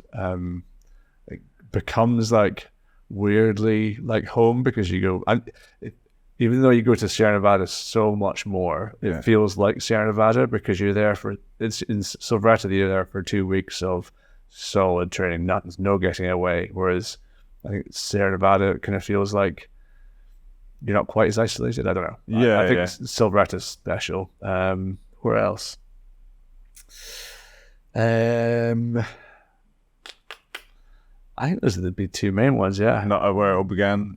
Inverness. yeah. Like I mean, Inverness is like. I'm always going to argue it's the best training venue in the world. The canal, like it's relatively narrow, and it's sheltered. So like when it's blowing a hoolie, when it's like fully going, you can still get in the water in the canal. Like it's really good, but that can come with a bit of a downside in that you're never going to be good in rough conditions. So but yeah, Inverness is incredible. And I've been to, there's a few locks in Scotland I've been to that have been unreal, but in terms of special like place in my heart, I guess Aiguillette and Poznan to a degree, but it was only because of the outcome of that race. It was a special one. Not that it was a particularly nice or pretty course. I mean, it's kind of cool. It's got like the zoo right behind. There's got it's got that. Like you got that snowboarding or skiing thing, isn't it? And I never went on that. Sorry. Yeah, I mean, you were there to race. But I saw it and I would be like, yeah, that looks cool. And then never got a chance to. So, What's the next one you ask? okay, so the next question I would like to ask is, if you were to do a race again when you're 60 or 70, what would it be and why? Like the event or the race itself that you'd like to go back in time? what something I did do, but experience it exactly how I did before. No, maybe if you want to have it that way, or the race that got away that you'd like to have another go at, or For example, if you particularly enjoy, I don't know, Inverness Head, you might want to go back and race at that venue again. But if there was one particular like race that you've done and you'd like to do again, that could also work. First one that came to mind is a bit rogue, but it would probably be like, there was a pairs race. I did it in the Commonwealth Championships. So Andy Holmes and I went over there. It was in Canada, in Welland. Really weird place. It's like right next to Niagara Falls, which is also a weird place. But I sorry to the Canadian rowers watching if they're from there.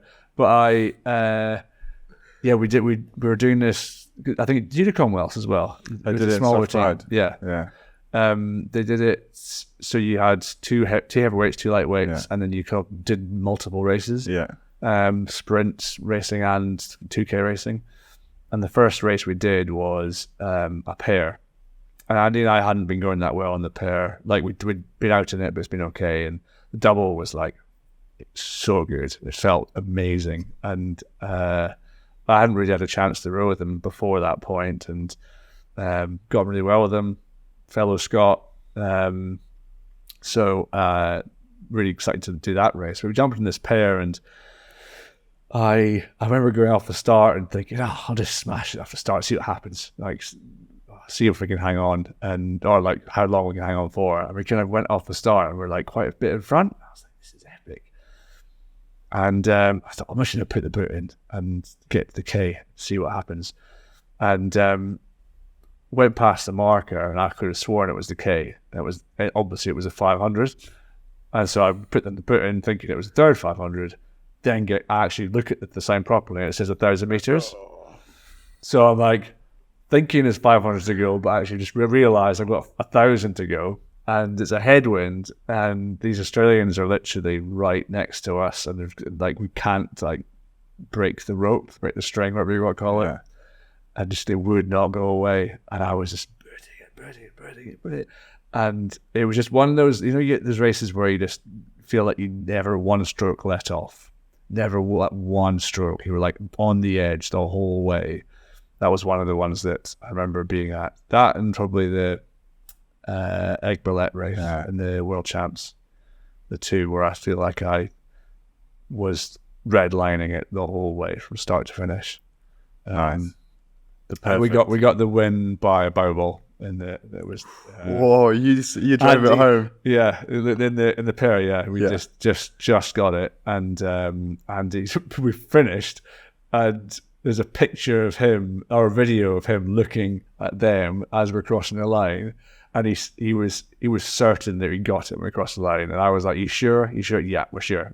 And then we got the photo finish afterwards. I was like, "Mate, there was no way you could be sure. Can't be sure. No way you could be sure about that." He's like, nah, I had it.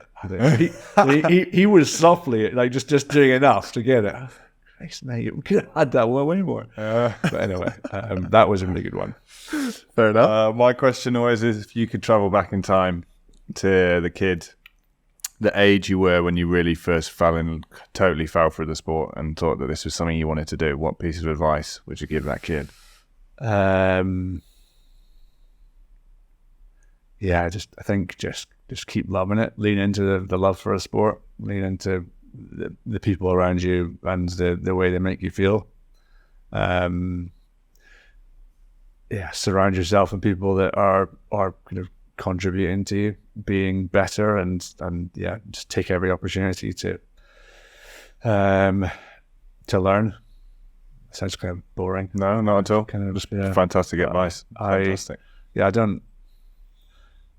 I think for me, in hindsight, the more I kind of age, and this is like to Alex's point, the older I get, the better I was. But I look back, and actually, it's I feel very privileged to have got to where I've got to, and I know I was. I don't just feel it.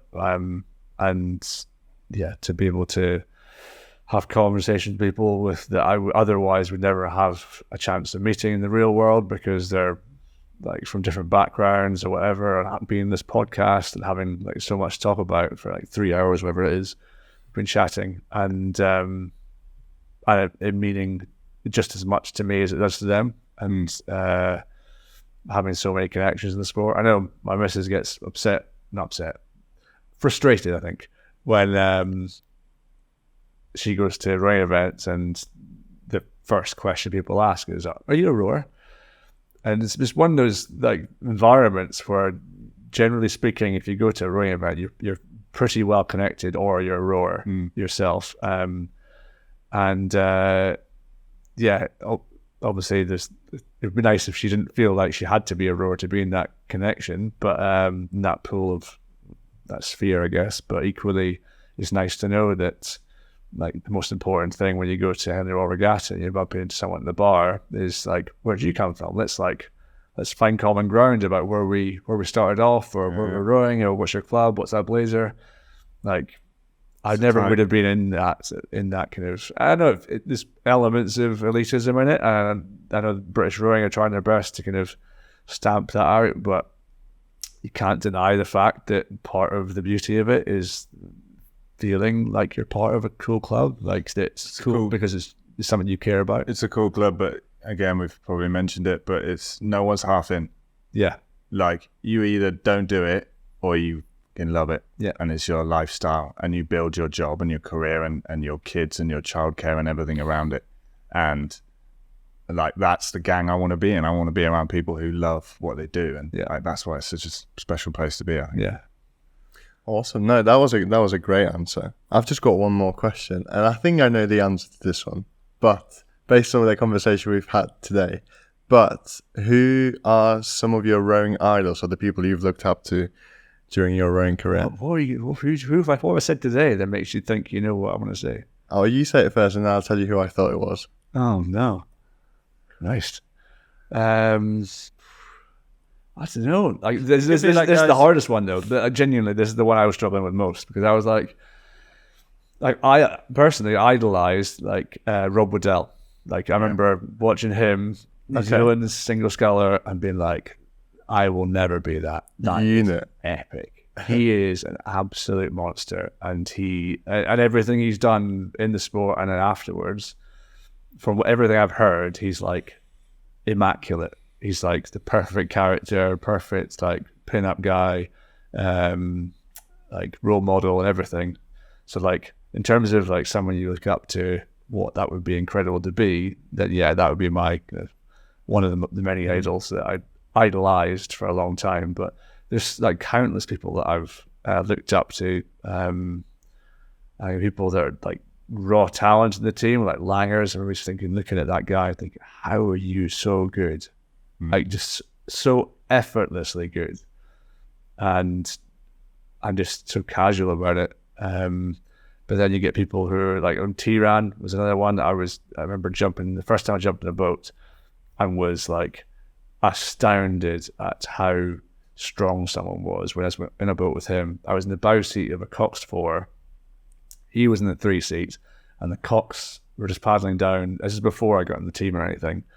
Under 23 or physio training or something like that, and the Cox said, just need a bit harder on both sides. I think it was some steering issue or something like that. He literally did one stroke and pulled it round, from the 3 seat in a Cox 4, and I never experienced anyone being that strong. So like, there's loads of times and people done weird things that have been like strikingly like phenomenal. Like Stan did a pairs matrix in 2014, which I thought I did really well in. It was like half a second off Langers, but then T-Ran turned out and beat everyone by like, what was it, like 8 seconds. Wow. But I was, in my mind, I'm like, if it wasn't for T-Ran, I'd be like, this is an absolute perfect. Like, I never would have expected to be that close to Langers. But that one of those races was Stan, and paddled with him beforehand. It wasn't that good. I remember thinking, is this it? Is this what everyone's talking about? Did the race. I went off the start thinking, this is okay. And you just kept going. And not like it was like crazy high in the rate, but you literally just picked up the boat every single stroke. And this guy in front of me is like not that big. And I'm like, how are you creating this much power and still going? And like, this feels easy for me. I don't want to work harder because I feel like I'm going to mess it up. Yeah. But no, like I in terms of people that I've impressed the most on me, just the ones that have like been around or kind of gone through similar things to me, like Stu with his injury, and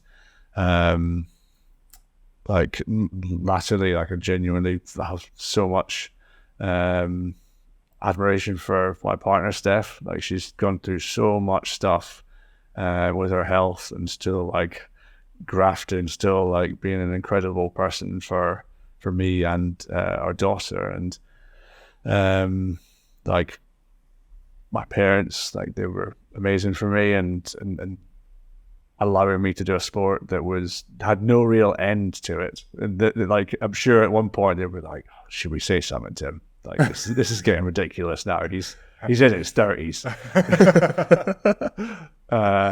But no, they didn't. They like they've always just supported me, and for a number of years early on, they financially supported me, and till the end, they've continued to. So, and yeah, like all the friends that I've found in the way, like just so many times where I wouldn't say I've ever needed to reach out, and I've had the next episode when we can talk about kind of the next Olympiad and struggles I had and maybe stuff after finishing rowing. But like there were so many times where I would see people moving on from the sport and struggling, and then but still making time for me to like wanting to see me do well, like chatting to you in the boat bay or in the workshop, and feeling a little bit guilty that I'm still on the team and you're like doing your row gear thing and doing well with it, but equally knowing in my heart, like I know he would love to be here, but you still saying all the things that made me feel like I was still in the right place and I should keep going. And if anything, it was more important that I did for you than to like show any kind of, not pity is a horrible word, but like showing anything other than happiness that you want me to go further. So Dave as well, like the stuff he said at the end of the podcast, like it like stunned me. And then I was like there's so many people that I owe a lot of my love to, and we'll never be able to pay it back, but they've been the biggest influence on my career.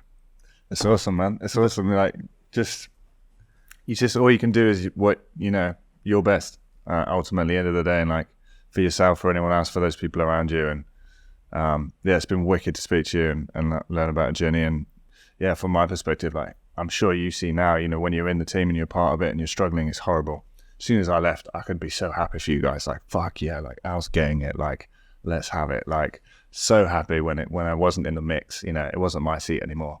I'm moving on, and I'm happy. Like you said, like product of everything, and Roga's been going really well, and so well that we get to sit down and talk to incredible people all the time now. So no regrets. Like we all went for it, and we all got what we deserved from it, I guess. Yeah. That was a fantastic answer, and like it's so hard to like actually really name all the people that have contributed to like the success, because it's not just the one polished performance. It's all the sums of the collective that's gone into like producing that.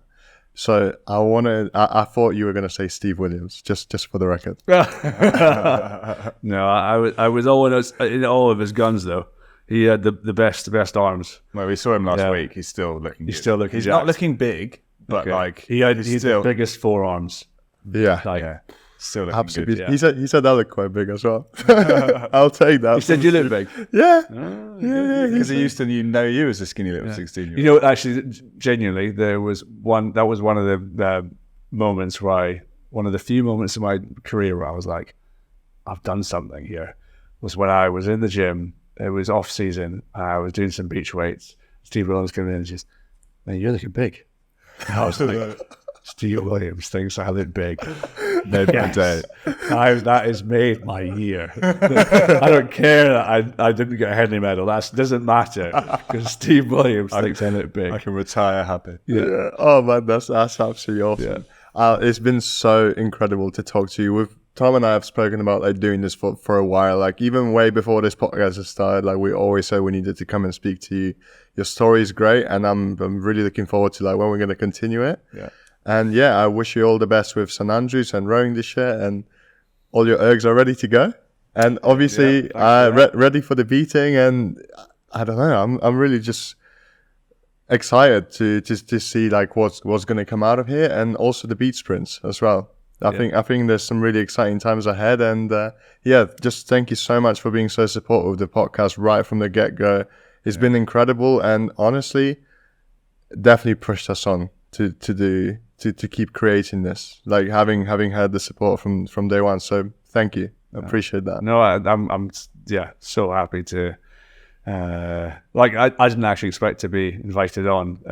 When I first messaged, I was like, I'd love to chat to Tom about stuff, and he had a few people on. I was like, these are fucking good. These are really good. Tom has like nailed this. I don't know where he's got practice from it, because he's good at this. They're both so good at this. But just chatting to this guy all day, every day. And you've got some great guests on so far, and I'm sure there'll be way more. So some good ones coming. I'm more than happy to chat again. Maybe give it a bit of time, because you probably had enough of my Scottish accent on the Spotify for a while. But thanks for the ergers, and safe trip back. Cheers. Yeah, no, amazing. Awesome to share this journey, and like I said, world class. And I think what proves you're such an incredible rower is your results, both in sculling and sweep, and in small boats. Like you've had some epic results in pairs, top 3, winning trials, and obviously against the pair in Rio. Like you can't hide in the middle of an 8 like I did. I did a lot of hiding in the middle of an 8, but you can't hide in a pair and a single. Just world class. I'm like awesome to see. An awesome example of what happens if you keep going for the right reasons, like you said, for the love of the sport. So super happy to sit down with you. And when you messaged me and was like, oh yeah, I said, Lord, let's do it. And thanks for thinking of me. Yeah, like you've only gone to the Olympics. Like, of course I'll have you on the bloody episode. We only came up together and then you went to bloody Olympics. Like, get on here, mate. You're always. Yeah. Awesome. Nah, thank you so much. And on that note, easy there. Cue the music.